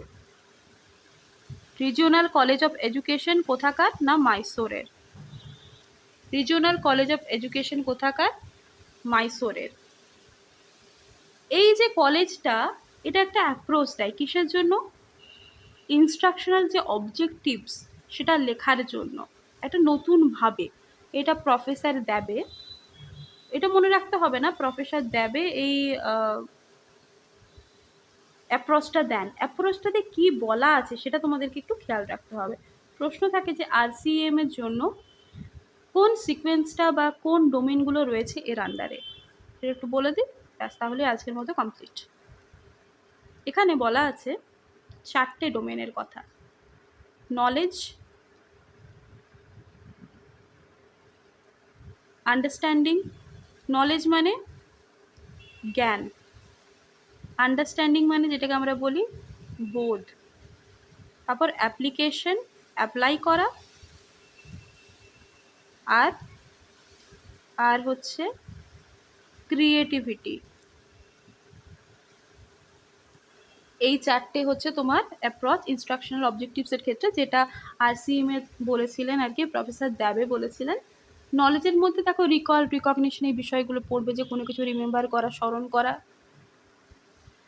আর পড়বে আন্ডারস্ট্যান্ডিংয়ের ক্ষেত্রে যে বিভিন্ন বিষয়ের মধ্যে রিলেশনশিপ খুঁজে দেখা, আর অ্যাপ্লিকেশনের মধ্যে যে অ্যাপ্লাই করা, বিভিন্ন কিছু কারণ দর্শানো বা হাইপোথিসিস তৈরি করা, কোনো কিছু প্রেডিক্ট করা, ইনফারেন্স, এই বিষয়গুলো। ক্রিয়েটিভিটির মধ্যে পড়ছে তোমার বিশ্লেষণ করা, কিছু সংশ্লেষণ করা, এগুলো আর কি ক্রিয়েটিভিটির মধ্যে, অ্যানালিসিস, সিনথেসিস, এইগুলো। এই 4টে টার্ম একটু দেখে রেখো, নলেজ, আন্ডারস্ট্যান্ডিং, অ্যাপ্লিকেশন, ক্রিয়েটিভিটি। এই RCEM এর ক্ষেত্রে এই 4টে ডোমেইনের কথা আমরা বলতে পারি। ওকে, তো এই ছিল আজকের ক্লাস। তোমরা এর পিডিএফটা টেলিগ্রাম গ্রুপে পেয়ে যাবে। কেউ যদি টেলিগ্রাম গ্রুপে জয়েন না করে থাকো, টেলিগ্রামে গিয়ে SLST প্রাইমারি বলে সার্চ করবে, গ্রুপ শো করবে, পাবলিক করা আছে, তোমরা জয়েন হয়ে যেতে পারো। আজকে তোমাদের আফটার কুইজ, যে কুইজটা সেট করা আছে, তারপরে আরও কিছু কোয়েশ্চেন্স দেবো পেডাগজির ওপর, বাংলা ইংলিশে বলেছিলাম, সেটা তোমরা সলভ করবে। কেমন? এইভাবে প্র্যাকটিস করতে থাকো, আর আমরা আরও ক্লাস করব। আর পিডিএফের ড্রাইভ লিঙ্ক এই ভিডিও ডেসক্রিপশন বক্সে অ্যাটাচ করা থাকবে, তোমরা সেখান থেকে চাইলেও ডাউনলোড করতে পারো। আর তোমাদের এক্সাম নেওয়ার কথা বলা আছে 4 তারিখ, মানে আগামীকালই। টেলিগ্রাম গ্রুপে কোয়েশ্চেন দেওয়া হবে সকালবেলায় PDF ফরম্যাটে, তোমরা অ্যাটেন্ড করবে, আবার আনসার দেওয়া হবে। তোমাদের কোয়েশ্চেনটা দেওয়া হবে ধরো 7টার দিকে দেওয়া হলো সকালে, নিজের মতো যখন টাইম পাবে তখন বসবে, এবং যখন বসবে 150 মিনিট সময় থাকবে, সেই সময়ে তোমরা আনসার করবে। কোনো নেগেটিভ মার্কিং নেই। দিয়ে রাত্রেবেলা, কালকেই রাত্রেবেলা 8টার দিকে আনসার দিয়ে দেবো, মিলিয়ে দেখবে, এবং প্রত্যেকটা ঠিক আনসারের জন্য +1, কোনো নেগেটিভ মার্কিং নেই। এভাবে আস্তে আস্তে নিজেকে তৈরি করতে হবে। ওকে, তো আজ অবধি থাকলো, সবাই ভালো করে মন দিয়ে পড়তে থাকো। CDPর ক্লাস যদি দেওয়া যায় আমি দেখছি, তোমাদেরকে ইনফর্ম করা হবে টেলিগ্রাম গ্রুপে। এন্ড করলাম, টাটা, টেক কেয়ার।